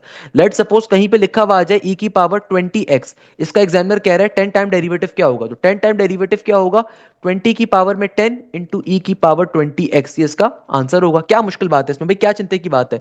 देखो नेचुरल एक्सपोनेंट के अंदर ये प्रॉपर्टी होती है, तो ये बड़े मजे का काम होता है, इसमें कोई मुश्किल चीज नहीं है। सिंपल तरीके से शॉर्टकट को आपने हमेशा सीखना है कि देखो नेचुरल एक्सपोनेंट की लॉजिक क्या है, कि अगर कभी भी पावर में आपका जो भी वेरिएबल आ रहा है उसको नंबर आ रहा है, तो उस नंबर के ऊपर उतनी दफा, जितनी दफा डेरिवेटिव लेने को कहा जा रहा है उतनी पावर आ जाएगी, और सिंपल तरीके से एक दफा नेचुरल एक्सपोनेंट को एलरेडी लिख दोगे। फॉर एग्जाम्पल क्वेश्चन आ रहा है e की पावर 4x, एग्जामिनर कहता है इसका इसका आप 8 टाइम्स डेरिवेटिव बताओ, तो 8 टाइम डेरिवेटिव इसका क्या होगा, 4x का डेरिवेटिव 4 होता है, पावर में 8 आ जाएगा, इंटू e की पावर 4x इसका आंसर होगा। ये क्वेश्चन बहुत आता है पेपर के अंदर, तो आपको मालूम होना चाहिए। सही है भाई, नेक्स्ट क्वेश्चन पे मूव कर। क्वेश्चन जो हमारे पास आ रहा है ना, इसमें एग्जामिनर कहता है सेट ए गिवन है, सेट बी गिवन है, सेट सी गिवन है, सिंपल ए क्रॉस प्रोडक्ट बी बताना है। तो भाई ए और बी का क्रॉस प्रोडक्ट निकाल लो, क्या बनेगा, सिंपल भाई क्रॉस प्रोडक्ट का मतलब क्या है, ए और बी सेट को मल्टीप्लाई, तो ये बन जाएगा 1,6 एक दफा, फिर बन जाएगा 2,6, फिर आपके पास एक और सेट क्या आ जाएगा, एक और सेट आ जाएगा मेरे पास 3,6 एक दफा के लिए आ जाएगा। देन ये क्या हो जाएगा, देन एक दफा हो जाएगा 1,4, फिर हो जाएगा बेटा 2,4, एक दफा हो जाएगा 1,4, then it will be 2,4, then it will be 3,4। इस तरीके से हमारे तीनों सेट्स आ जाएंगे सारे के सारे। अब यहाँ पे चार ऑप्शंस गिवन है, चार में से किसी भी ऑप्शन में सारे सेट्स नहीं गिवन, तो भाई जो मैक्सिमम सेट्स वाला ऑप्शंस होंगे वो करेक्ट होंगे, तो ऑप्शन बी और option number D can be the correct. Option A और सी में देखो सिर्फ 2 सेट्स आ रहे हैं, यानी कि करेक्ट आंसर क्या होना चाहिए, मैक्सिमम सेट वाला। अब देखो ऑप्शन नंबर डी क्या कैसा सेट है, इसमें 1,4 आ रहा है, 2,4 आ रहा है और 6,4 आ रहा है।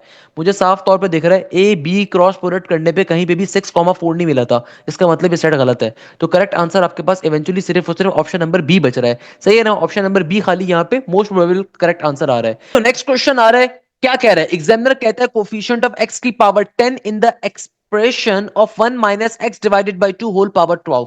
अब देखो जो शॉर्टकट मैंने आपको पढ़ाया था वो यहाँ पे इजीली सॉल्व कर सकते हो इस क्वेश्चन को।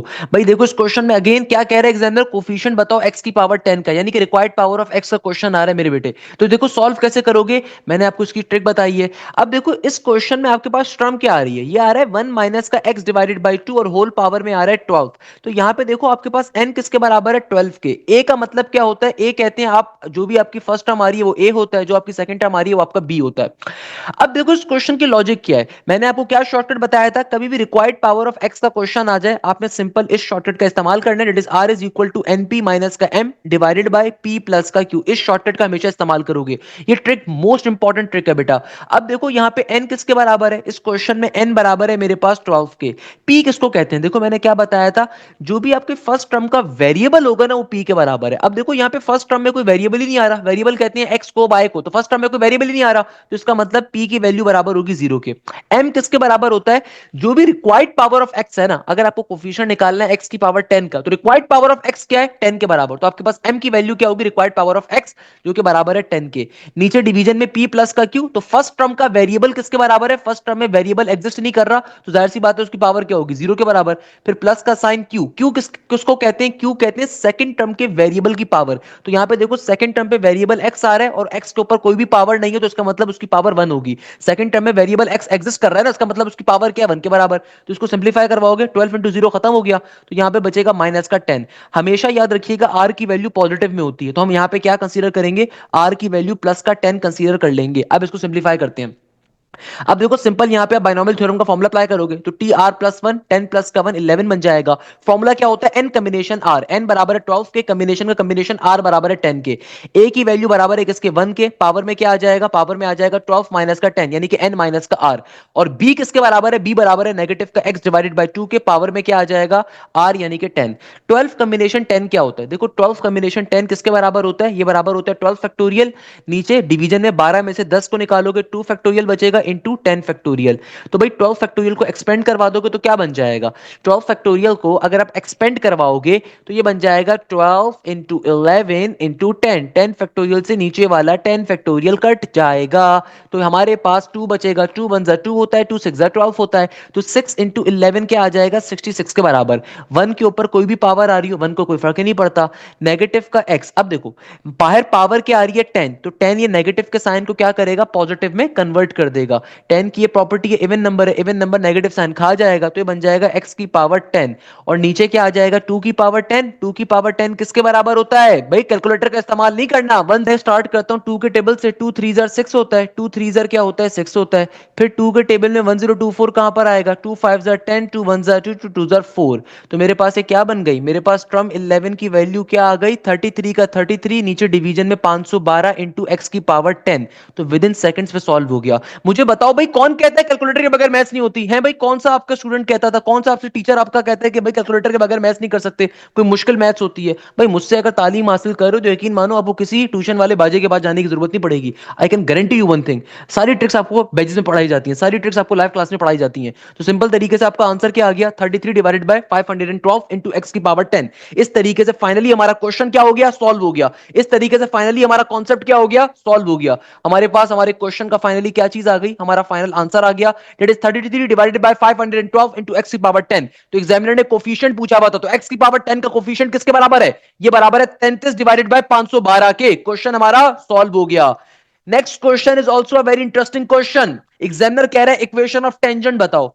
दो तरीकों से सॉल्व कर सकते हो क्वेश्चन। एक तरीका जो नॉर्मल मेथड है, वो तरीकेकार ये होता है कि आपको देखो यहां पे पॉइंट गिवन है, इस पॉइंट को बारी बारी इक्वेशन में डालो, जिसपे सेटिस्फाई हो रही है वो करेक्ट आंसर होगी। मगर ये तरीका मैं कभी नहीं पढ़ाता, क्योंकि उसके पीछे रीजन क्या है कि बहुत दफा आपको आंसर्स के अंदर इक्वेशन ऑफ टेंजेंट भी गिवन होगी और इक्वेशन ऑफ नॉर्मल भी गिवन होगी। जो टेंजेंट पॉइंट होता है, चूंकि वो दोनों लाइन से पास कर रहा होता है, दोनों को सेटिस्फाई कर देगा, तो आपका आंसर गलत आ जाएगा। तो सॉल्व करने की ट्रिक मैंने आपको सिखाई थी अपने कॉनिक्स के अंदर, कि कभी भी आपके पास कोई भी कॉनिक की इक्वेशन गिवन हो, आपको इक्वेशन ऑफ टेंजेंट निकालनी है, तो सबसे पहले कॉनिक की इक्वेशन से स्लोप निकाल लो। तो स्लोप निकालने की शॉर्टकट मैंने सिखाई थी, एम का एम नेगेटिव का साइन। भाई जितनी शॉर्टकट्स मैं आपको पढ़ाता हूं कोई टीचर नहीं पढ़ाएगा। शॉर्टकट क्या बताई थी मैंने आपको स्लोप निकालने की, कभी भी आपको दुनिया के अंदर किसी भी इक्वेशन से स्लोप निकालना है, नेगेटिव का साइन लोगे, एक दफा पूरी इक्वेशन का डेरिवेटिव लोगे एक्स की रिस्पेक्ट से, keeping the other variable as constant. एक दफा पूरी इक्वेशन का डेरिवेटिव लोगे एक्स की रिस्पेक्ट से, keeping the other variable as constant, तो एक्स स्क्वायर का डेरिवेटिव क्या हो जाएगा, 2x के बराबर।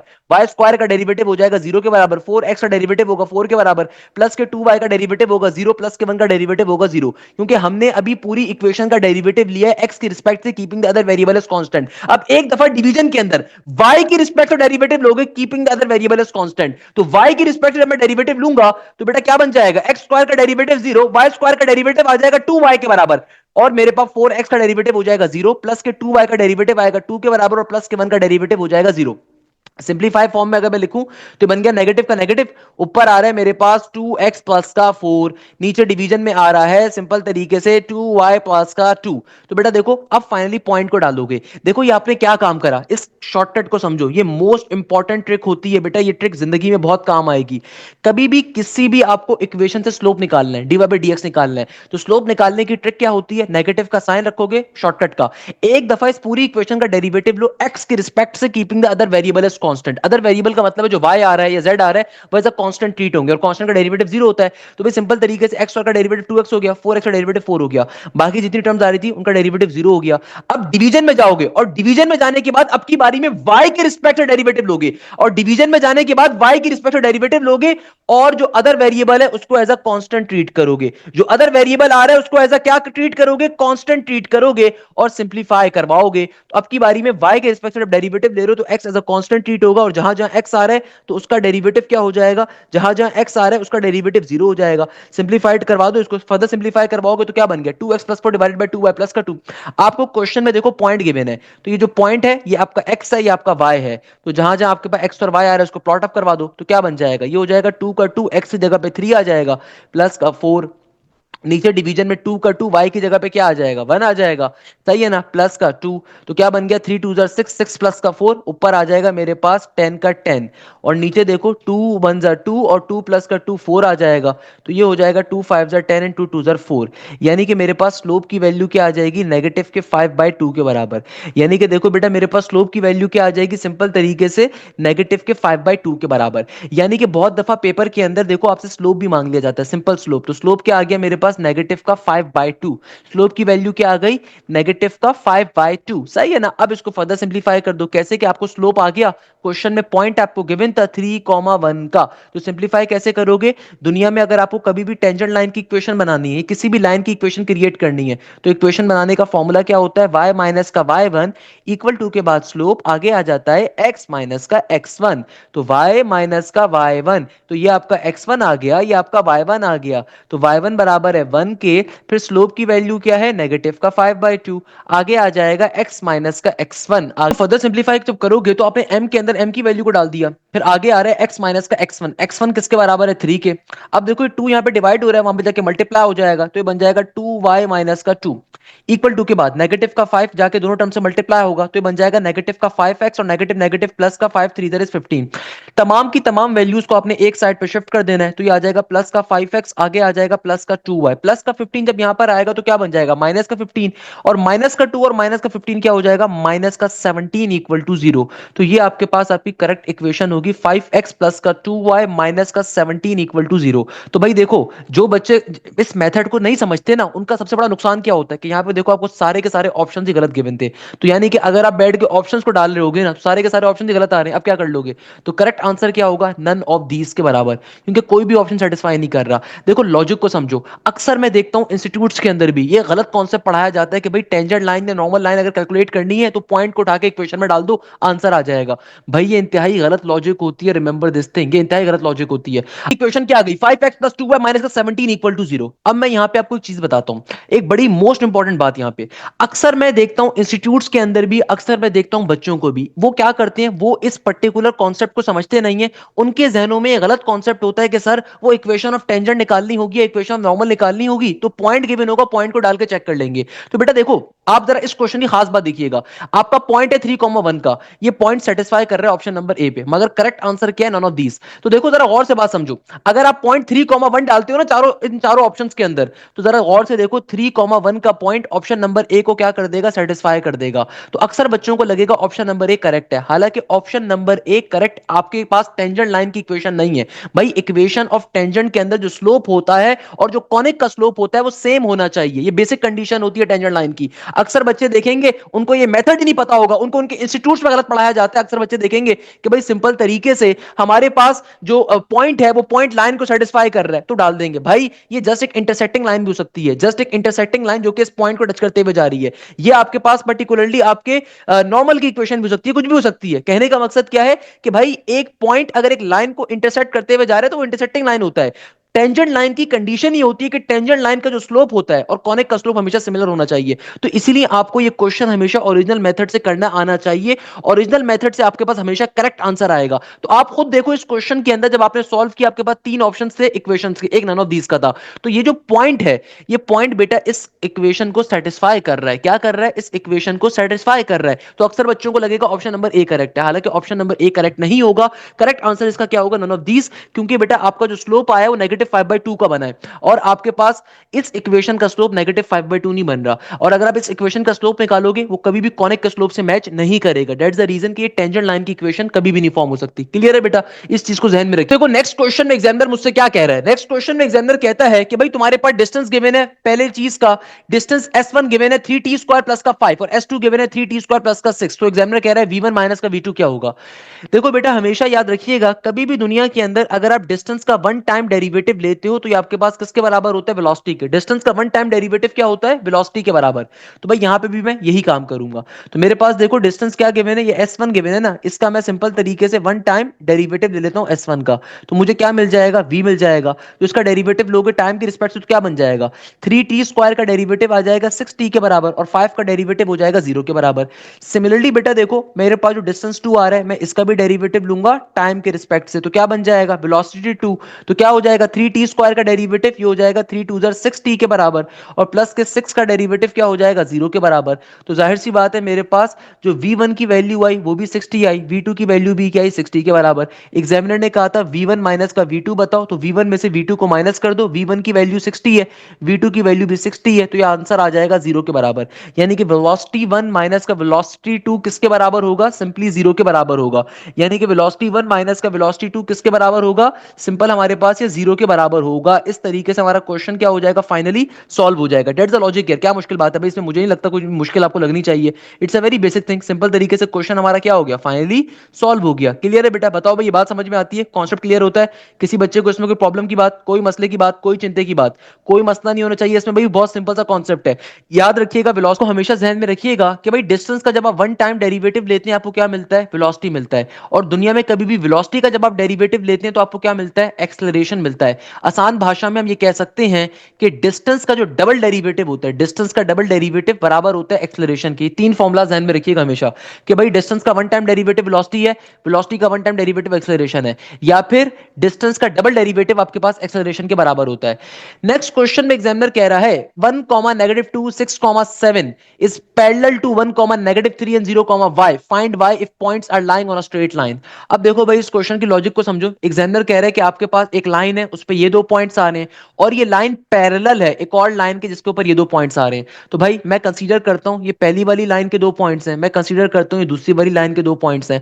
तो देखो पहली वाली लाइन के ऊपर कौन से दो पॉइंट्स आ रहे हैं, एक आ रहा है 1 -2, दूसरा आ रहा है 6 7। तो आपने करना क्या है, सिंपल पहले वाले पॉइंट का नाम होगा x1 y1, दूसरे वाले पॉइंट को मैं कह देता हूं x2 y2। सिंपल तरीके से मैं स्लोप निकाल लूंगा। भाई स्लोप निकालने का दुनिया में क्या फॉर्मूला होता है, स्लोप निकालने का फॉर्मूला होता है m = y2 माइनस का y1 divided by x2 minus का x1। तो बेटा देखो सिंपल तरीके से y2 माइनस का y1 7 माइनस माइनस प्लस का 2, नीचे डिवीजन में x2 माइनस का x1, तो ये हो जाएगा 6 माइनस का 1। 7 में 2 का इजाफा करोगे 9 बन जाएगा, 6 में से 1 निकालोगे 5 बन जाएगा। तो आपके पास लाइन 1 का स्लोप क्या आ गया, लाइन 1 का स्लोप आ गया 9/5 के बराबर। सिमिलरली बेटा देखो मैं लाइन 2 से भी स्लोप लूंगा, तो ये मेरे पास आ गया लाइन 1 का पहला पॉइंट x1 y1, और इसको मैं कहूंगा लाइन 2 का दूसरा पॉइंट x2 y2। तो क्या फॉर्मूला होता है y2 माइनस y1, तो यहाँ पे y2 की वैल्यू y के बराबर है, माइनस का साइन फॉर्मूले का, और y1 की वैल्यू -3 है, तो नेगेटिव नेगेटिव प्लस का 3 बन गया। x2 की वैल्यू देखो बेटा 0 है, और m2 की वैल्यू किसके बराबर आ जाएगी, हमने जब किया y2 माइनस का y1, तो देखो मेरे पास क्या बन गया, y2 की जगह पे y आ गया माइनस का साइन फॉर्मूले का, और y1 की वैल्यू -3 है, तो नेगेटिव नेगेटिव प्लस का 3 बन गया। फिर x2 माइनस का x1 होगा, तो x2 की वैल्यू देखो क्या है 0 के बराबर, और माइनस का साइन फॉर्मूले का x1 की वैल्यू क्या है नेगेटिव का 1। तो इसको आप सिंपल तरीके से क्या लिख सकते हो, m2 का m2 इक्वल टू के बाद ये नेगेटिव की वैल्यू अब बेशक ऊपर भेज दो, तो ये बन जाएगा मेरे पास नेगेटिव का y नेगेटिव का 3, और नीचे डिवीजन में सिंपल 1 आ गया। अब देखो मेरे पास m1 भी मौजूद है m2 भी मौजूद है, हमारे पास m1 भी मौजूद है m2 भी मौजूद है। क्वेश्चन की लॉजिक क्या है, क्वेश्चन की लॉजिक ये थी कि देखो आपको लाइन 1 भी गिवन थी, लाइन 2 भी गिवन थी, और दोनों लाइंस आपस में क्या है पैरेलल। तो हमें ये बात मालूम है कि दुनिया में कभी भी दो लाइंस अगर आपस में पैरेलल होती हैं तो इनके स्लोप्स क्या होते हैं, हमेशा आपस में बराबर। इनके स्लोप्स क्या होते हैं, हमेशा आपस में बराबर। तो लाइन 1 का स्लोप क्या है 9/5 के बराबर, और लाइन 2 का स्लोप क्या है नेगेटिव का y नेगेटिव का 3/1। लिखने की जरूरत नहीं है 1 को, तो देखो बेटा 5 डिवाइड हो रहा है, वहां पे जाके मल्टीप्लाई हो जाएगा। तो क्या बन जाएगा 9 इज इक्वल टू नेगेटिव का 5y, और 5 इंटू 3 15 के बराबर आ गया। तो बेटा देखो सिंपल तरीके से नेगेटिव के 5y को दूसरी तरफ भेजूंगा, तो इक्वल टू के इस तरफ आके पॉजिटिव का 5y हो जाएगा, नेगेटिव का 15 एडिटिस का एडिटिस, प्लस का 9 जब दूसरी तरफ जाएगा तो नेगेटिव का 9 बन जाएगा। तो इसको अब आप फर्दर सिंप्लीफाई करवा लो, क्या बन जाएगा 5y इज इक्वल टू -15 और नेगेटिव का 9, माइनस का 15 और माइनस का 9 किसके बराबर आएगा, -24 के बराबर, और 5 यहां पे मल्टीप्लाई हो रहा है दूसरी तरफ आके डिवाइड हो जाएगा। तो क्या बन जाएगा नेगेटिव का 24 डिवाइडेड बाय y। तो करेक्ट आंसर क्या होगा y का, नेगेटिव का 24 divided by y is the correct answer of this particular question. इस तरीके से फाइनली हमारा एक क्वेश्चन क्या हो जाएगा, सॉल्व हो जाएगा, हमारा एक क्वेश्चन क्या हो जाएगा, सिंप्लीफाई हो जाएगा। आपसे इस क्वेश्चन में बेटा यही चीज पूछी हुई थी, तो हमने इस तरीके से इसको कैलकुलेट कर लिया, कोई मुश्किल बात नहीं है भाई, इसमें क्या मुश्किल बात है। देखो भाई आंसर्स को मत देखिएगा, आंसर्स में यहाँ पे गलती है। तो भाई आपको देखो पहली वाली लाइन के दो पॉइंट्स गिवन है, आपको दूसरी लाइन के दो पॉइंट्स गिवन है, आपको चूंकि एग्जामिनर कह रहा है कि लाइंस कैसी हैं पैरेलल, तो आपने सबसे पहले नंबर के ऊपर क्या करा, आपने सबसे पहले नंबर के ऊपर, तो बेटा देखो आपने सिंपल तरीके से लाइन 1 का जो पहला पॉइंट था आपने इस लाइन वन के दो पॉइंट्स गिवन थे, इनके जरिए आपने लाइन वन का सबसे पहले स्लोप कैलकुलेट कर लिया। Once you have the slope of the line one, then आपने लाइन टू के दोनों पॉइंट्स के जरिए लाइन टू का स्लोप कैलकुलेट कर लिया। और चूंकि एग्जामिनर ने कहा था कि दोनों लाइंस पैरेलल हैं और पैरेलल की कंडीशन होती है कि दोनों लाइंस के स्लोप्स आपस में बराबर होते हैं, तो यहां से आपने सिंपल तरीके से y की वैल्यू को कैलकुलेट कर लिया इवेंचुअली। इस तरीके से हमारा क्वेश्चन फाइनली सॉल्व हो गया। That was the logic of this particular question. देखो हमारे पास जो नेक्स्ट क्वेश्चन आ रहा है ना, ये क्वेश्चन भी एनईडी के अंदर बेतहाशा पूछा जाता है, तो इस क्वेश्चन की लॉजिक हमें बहुत अच्छे तरीके से मालूम होनी चाहिए और है भी बड़ा interesting question by the way.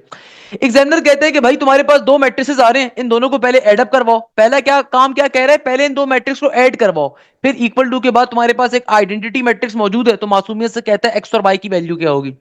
देखो भाई मैट्रिसेस की एडिशन होती है बड़ी सिंपल। आपने करना क्या होता है, एडजेसेंट एलिमेंट आमने सामने वाले एलिमेंट्स आमने सामने ऐड हो जाते हैं। तो x प्लस का 2 ये बन जाएगा आपके पास सिंपल 2 प्लस का x, y प्लस का 1 ये आपके पास यानी कि सिंपल 1 प्लस का y बन गया। फिर 4 प्लस का 4 ये हो जाएगा मेरे पास सिंपल तरीके से 8 के बराबर। फिर 1 प्लस का 5 ये हो जाएगा 6 के बराबर। इक्वल टू के बाद बेटा यहां पे क्या आएगा, 1 0 0 1, सही है ना। अब देखो आपने क्या काम किया, चूंकि आपने सबसे पहले इन दोनों मैट्रिसेस को एडअप करवा लिया। अब आपने फाइनली इक्वल टू के आमने सामने दो मैट्रिक्स आ गए। तो भाई मैट्रिसेस की प्रॉपर्टीज होती है कि कभी भी इक्वल टू के आमने सामने अगर दो मैट्रिक्स एग्जिस्ट करते हो तो एडजेसेंट जो उनके आमने सामने वाले एलिमेंट्स होते हैं वो आपस में बराबर होते हैं। तो मैं 2 प्लस के एक्स को कंपेयर करवा लूंगा 1 के साथ, तो यानी कि 2 प्लस का एक्स कंपेयर करवाया जाएगा 1 के साथ। तो बेटा प्लस का 2 जब वहां पे जाएगा तो क्या बन जाएगा, 1 माइनस का 2, तो एक्स की वैल्यू क्या आ जाएगी, नेगेटिव के 1 के बराबर। तो मेरे पास सिंपल एक्स की वैल्यू किसके बराबर आ गई, नेगेटिव ऑफ 1 के बराबर। सिमिलरली देखो 1 प्लस वाई के सामने क्या आ रहा है, जीरो आ रहा है। 1 प्लस वाई के सामने क्या आ रहा है, जीरो आ रहा है। तो यानी कि देखो प्लस का 1 जब दूसरी तरफ जाएगा तो नेगेटिव का 1 बन जाएगा। तो y की वैल्यू भी क्या आ गई, -1। तो करेक्ट आंसर क्या होगा, -1 -1। भाई ये सारी ट्रिक्स आपको सिखाई हुई है, कोई मुश्किल चीज ही नहीं है इसके अंदर बेटा। नेक्स्ट क्वेश्चन, अरे भाई ये क्वेश्चन तो बहुत आता है पेपर के अंदर। हमारे पास जो नेक्स्ट क्वेश्चन आ रहा है, one of the most important concept, ये कॉन्सेप्ट वेक्टर्स के टॉपिक से लिया गया और बेतहाशा पेपर्स में आता है। अब देखो इस क्वेश्चन को सॉल्व करने से पहले आपको दो बातों का आइडिया होना चाहिए। सबसे पहले नंबर के ऊपर भाई सिमिलर कंपोनेंट्स का डॉट प्रोडक्ट किसके बराबर होता है, always remember this thing, similar components का डॉट प्रोडक्ट बराबर होता है किसके, 1 के, सही है ना। और अनसिमिलर कंपोनेंट्स का डॉट प्रोडक्ट किसके बराबर होता है, रिमेंबर दिस थिंग, अनसिमिलर कंपोनेंट्स का डॉट प्रोडक्ट बराबर होता है हमेशा हमारे पास दुनिया के अंदर किसके, 0 के। वाइल सिमिलर कंपोनेंट्स का क्रॉस प्रोडक्ट बराबर होता है किसके, 0 के। वाइल सिमिलर कंपोनेंट्स अनसिमिलर कंपोनेंट्स का क्रॉस प्रोडक्ट किसके बराबर होता है, थर्ड एलिमेंट के। मगर ये जो प्रॉपर्टी होती है ना, ये हमेशा फॉलो करती है क्लॉकवाइज रोटेशन को, कि आप आई से अगर जे पे जा रहे हो तो प्लस का के आएगा, जे से अगर के पे जा रहे हो तो प्लस का आई आएगा, के से अगर आई पे आ रहे हो तो प्लस का जे आएगा। यानी कि बेटा देखो आई क्रॉस जे हमेशा आपके पास आंसर प्लस का के आएगा। बट अगर मैं आपसे कहता हूं जे क्रॉस प्रोडक्ट आई, तो आंसर क्या होगा आपके पास, नेगेटिव का के, क्योंकि ये जो रोटेशन होती है क्लॉकवाइज रोटेशन फॉलो करती है, एंटी क्लॉकवाइज पे नेगेटिव का साइन होता है। ये बेसिक बात आपको मालूम होनी चाहिए। तो देखो यहां पे एग्जामिनर क्या कह रहा है, एग्जामिनर कहते हैं आई डॉट प्रोडक्ट, आगे कह रहा है जे क्रॉस प्रोडक्ट के। तो देखो अगर मैं जे से के पे जा रहा हूं, अगर मैं जे से के पे जा रहा हूं तो क्लॉकवाइज रोटेशन फॉलो हो रही है, मसला नहीं है, सिंपल पॉजिटिव का आई आ जाएगा। और आई डॉट आई किसके बराबर होता है, 1 के। तो करेक्ट आंसर क्या होगा, option number A for apple is the correct answer. भाई ये तमाम ट्रिक्स मैंने आपको सिखाई हुई हैं। आपके पास यहां पे नेगेटिव का आई कब होता, अगर मैं के से जे पे जाता तो के क्रॉस प्रोडक्ट जे, अब मैं एंटी क्लॉकवाइज जा रहा हूं तो के क्रॉस प्रोडक्ट जे क्या होगा, नेगेटिव के आई के बराबर होता, सही है ना। अच्छा भाई नेक्स्ट क्वेश्चन में एग्जामिनर कहता है if a is equal to 1566015 if a is a singular matrix then find the value of x। अब देखो भाई इस क्वेश्चन के अंदर एग्जामिनर क्या कह रहा है कि तुम्हारे पास ये मैट्रिक्स सिंगुलर है। सिंगुलर मैट्रिक्स का मतलब क्या है कि आपके पास इस कंप्लीट मैट्रिक्स का डिटरमिनेंट किसके बराबर है, इस मैट्रिक्स का डिटरमिनेंट मेरे पास बराबर है सिंपल तरीके से 0 के। एग्जामिनर क्या कह रहा है कि भाई तुम्हारे पास अगर ये मैट्रिक्स कौन सा है, सिंगुलर मैट्रिक्स है, तो एग्जामिनर कहता है कि भाई x की वैल्यू बताओ। तो सिंगुलर मैट्रिक्स का मतलब होता है कि डिटरमिनेंट 0 के बराबर है। तो भाई मैं सिंपल तरीके से क्या करूंगा, पहली रो के पहले एलिमेंट को एक्सपेंड करवाऊंगा, सही है ना। जिस कॉलम जिस रो में आ रहा है सबको इग्नोर, बाकी के चार नंबर 0 1 1 5। फिर नेक्स्ट एलिमेंट आप लोगे नेगेटिव के साइन के ऊपर, अब ये जिस कॉलम जिस रो में आ रहा है सबको इग्नोर, बाकी के चार नंबर 6 0 1 और 5।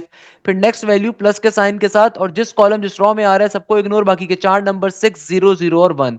अब आप इसको सिंप्लीफाई करवा लो बेटा, क्या बन जाएगा, इक्वल टू के इस तरफ मेरे पास जीरो का जीरो मौजूद है, तो वन का वन हो गया, फाइव जीरो जार जीरो, और माइनस का वन वन जार वन। भाई डिटर्मिनेंट के इस तरफ जीरो मौजूद है क्योंकि मैट्रिक्स सिंगुलर है ना, इसलिए मैंने इक्वल टू के साथ जीरो लिखा हुआ है।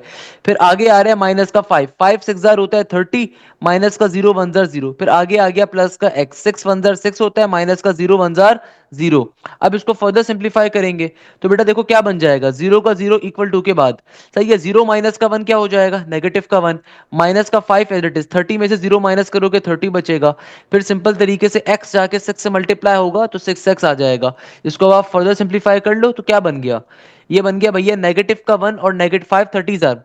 भाई पहली बात तो ये फाइव को 30 से मल्टीप्लाई करोगे तो क्या बन गया, ये हो गया मेरे पास five three jar is 15, zero का जीरो, और नेगेटिव का वन और नेगेटिव का वन 50, ये हो जाएगा नेगेटिव का 151 प्लस का 6x। नेगेटिव के 151 को दूसरी तरफ भेजोगे, पॉजिटिव के 151 हो जाएगा, इक्वल टू के बाद 6x, 6 मल्टीप्लाई हो रहा है, वहां पे जाके डिवाइड हो जाएगा।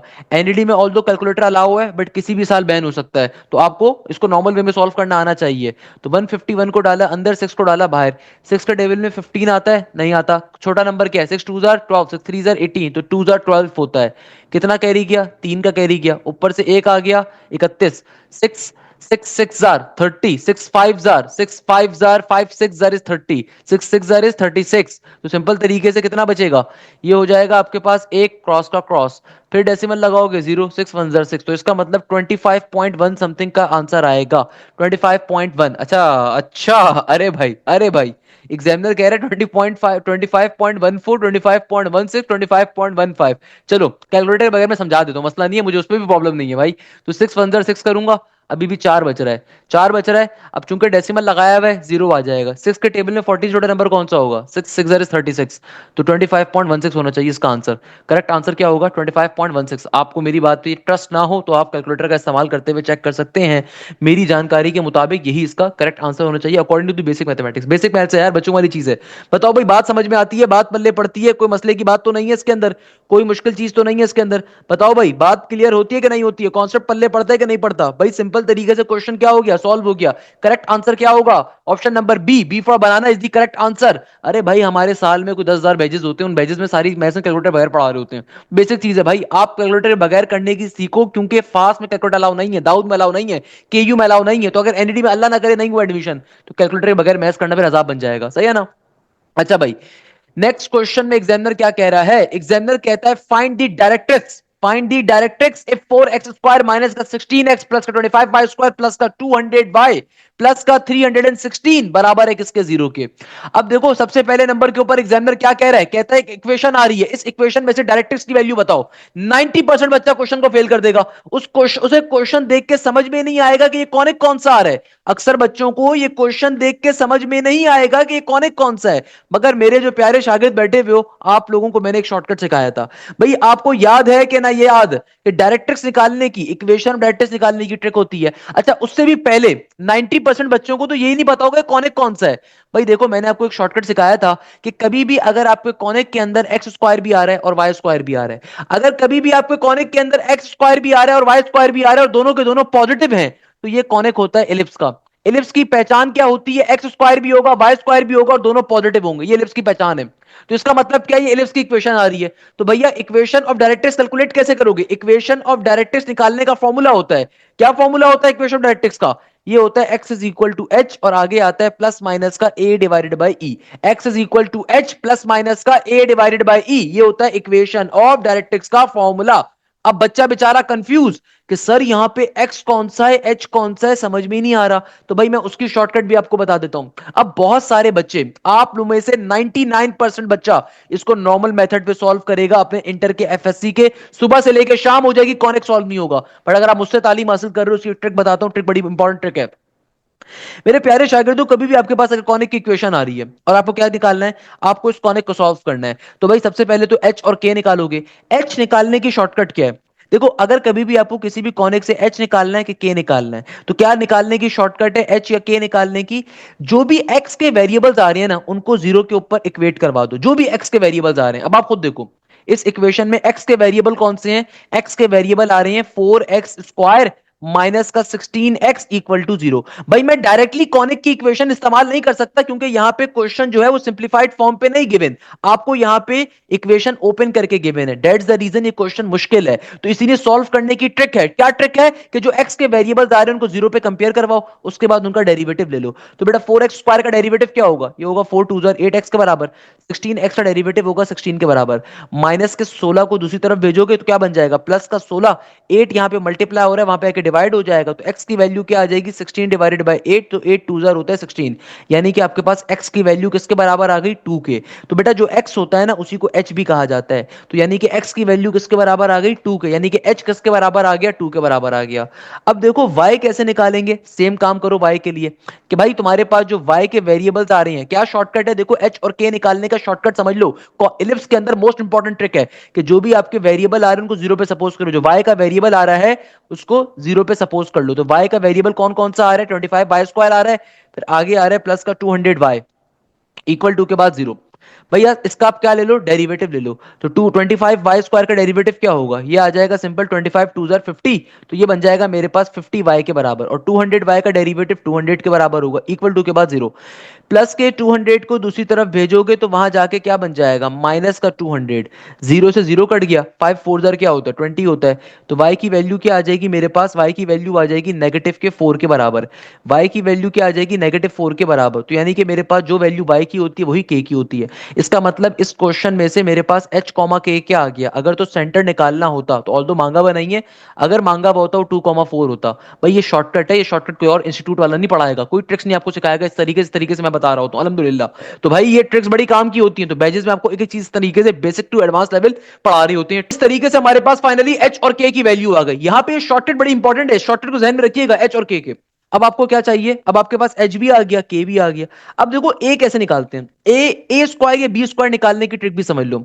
आपके पास एक्स स्क्वायर और वाई स्क्वायर के वेरिएबल को देखो, आपके पास इस पूरी इक्वेशन के अंदर जो एक्स स्क्वायर और वाई स्क्वायर आ रहा है ना, इसको देखो, एक्स स्क्वायर ये रहा, वाई स्क्वायर ये रहा, इनमें से जो बड़ी वाली वैल्यू है ना, जो बड़ा कोफिशिएंट है, एक्स स्क्वायर वाई स्क्वायर में से जो बड़ा कोफिशिएंट है वो आपका क्या होगा, ए स्क्वायर कहलाएगा। एक्स स्क्वायर और वाई स्क्वायर में से देखो जो बड़ा कोफिशिएंट है वो आपका ए स्क्वायर है, जो छोटा कोफिशिएंट होगा वो आपका क्या कहलाएगा, वो आपका कहलाएगा बी स्क्वायर। तो एक्स स्क्वायर वाई स्क्वायर में से जो बड़ा कोफिशिएंट जिसके साथ है वो आपका क्या है, वो आपका ए स्क्वायर है, दूसरा वाला आपका बी स्क्वायर है। अच्छा, एसेंट्रिसिटी निकालने की भी एक ट्रिक होती है। एसेंट्रिसिटी निकालने की शॉर्टकट क्या होती है, इलिप्स के केस के अंदर मैंने आपको ये भी पढ़ाई थी।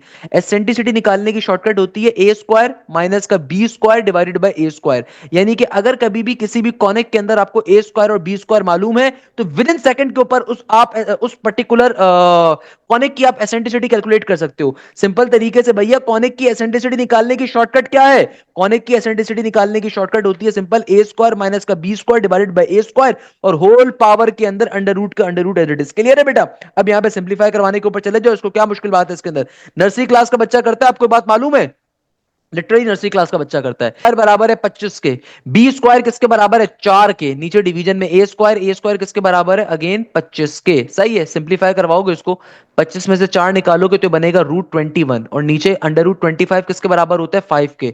तो एसेंट्रिसिटी की वैल्यू क्या आ गई, रूट 21/5। 25 में से 4 निकाला 21 बचा तो रूट 21 हो गया, और रूट 25 बराबर होता है किसके 5 के। अब फाइनली आप क्वेश्चन को सॉल्व कर सकते हो इजीली कि एक्स का x as it is, equation of directrix आपको कैलकुलेट करनी थी। एच की वैल्यू क्या है, देखो h किसके बराबर है, h बराबर आया मेरे पास किसके, h की वैल्यू कहां गई, h बराबर आया था हमारे पास 2 के। अब देखो बेटा हमें निकालना क्या था, इक्वेशन ऑफ डायरेक्ट्रिक्स, सिंपल तरीके से इक्वेशन में वैल्यू को डाल दो, तो आपके पास क्या आ जाएगा, x is equal to h, h की वैल्यू किसके बराबर है भाई, h की वैल्यू बराबर है मेरे पास 2 के, प्लस का साइन माइनस की वैल्यू फिर a। देखो a किसके बराबर है बेटा, a किसके बराबर है मेरे पास, a स्क्वायर की वैल्यू 25 है, तो a की वैल्यू किसके बराबर होगी 5 के, और e यानी कि एसेंट्रिसिटी की वैल्यू किसके बराबर थी, ई यानी कि एसेंट्रिसिटी की वैल्यू हमारे पास आई थी सिंपल तरीके से अंडर रूट के अंदर 21 डिवाइडेड बाय 5 के। इसको अब बेड की तरह सिंप्लीफाई करवा लेते हैं, तो क्या बन जाएगा, ये हो जाएगा 2 का 2 प्लस माइनस का साइन 5 का 5, नीचे वाला √21 / 5 नीचे से ऊपर जाके रेसिप्रोकेट फॉर्म के अंदर लिखा जाएगा। क्लियर है? तो बेटा रिटर्न जो नीचे से ऊपर जाके रेसिप्रोकेट फॉर्म में लिखी जाएगी। तो मैं क्या कह सकता हूँ, मेरी फाइनल वैल्यू क्या आ जाएगी, x is equal to 2 plus minus का 5 5 ज़र इज 25 और नीचे डिवीजन में क्या आ गया, √21। तो ये इस क्वेश्चन का आपके पास फाइनल आंसर आ रहा होगा। तो ये हमारे पास क्या आ रहा होगा इस क्वेश्चन का फाइनल आंसर। अगेन यहाँ पे सारे ऑप्शंस गलत गिवन है भाई, ये ऑप्शंस आर टोटली फॉल्स। सही है ना? तो आपका करेक्ट आंसर क्या आ रहा होगा, ये हमारे पास का करेक्ट आंसर इस क्वेश्चन का पर्टिकुलरली ये आ रहा होगा। इस तरीके से क्वेश्चन हमारा सॉल्व हो गया। नेक्स्ट क्वेश्चन जो हमारे पास आज के पेपर का लास्ट क्वेश्चन आ रहा है, इसमें एग्जामिनर कहता है कि तुम्हारे पास अगर मैट्रिक्स ए गिवन है तो find the inverse of this particular matrix. तो भाई इस मैट्रिक्स का इनवर्स कैसे निकालोगे, जरा इसको भी चेक कर लेते हैं।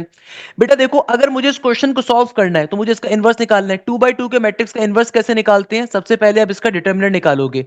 डिटर्मिनेंट निकालने का तरीका, नेगेटिव का 8 जाके 1 से मल्टीप्लाई होगा, नेगेटिव का 8 आएगा, माइनस का साइन फॉर्मूले का और फिर 4 2 जार 8 एडिटिस का एडिटिस। नेगेटिव का 8 और नेगेटिव का 8 नेगेटिव के 16 के बराबर आ जाएगा। यानी कि डिटर्मिनेंट की वैल्यू किसके बराबर आ गई, नेगेटिव के 16 के बराबर। अब देखो बेटा इस क्वेश्चन को फर्दर कैसे सॉल्व करोगे भाई। अगर इसका इनवर्स निकालना है तो इनवर्स निकालने का फॉर्मूला क्या होता है, ये होता है adjoint divided by determinant. Adjoint divided by determinant. तो बेटा देखो मेरे पास सिंपल तरीके से एडजॉइंट कैसे कैलकुलेट किया जाएगा। एडजॉइंट कैलकुलेट करने का फॉर्मूला क्या होता है, आपके जो भी ये डायगोनल एलिमेंट्स आ रहे हैं ना, आपके यहाँ पे जो डायगोनल एलिमेंट्स आ रहे हैं, इनकी पोजीशन को आपने क्या कर देना है, चेंज कर देना है। इनकी पोजीशन को आपने क्या कर देना है, चेंज कर देना है। और जो नॉन डायगोनल्स आ रहे हैं इनको आपने सिंपल नेगेटिव के साइन से मल्टीप्लाई कर देना है। ये जो नॉन डायगोनल्स आ रहे हैं इनको नेगेटिव के साइन से मल्टीप्लाई कर देना है।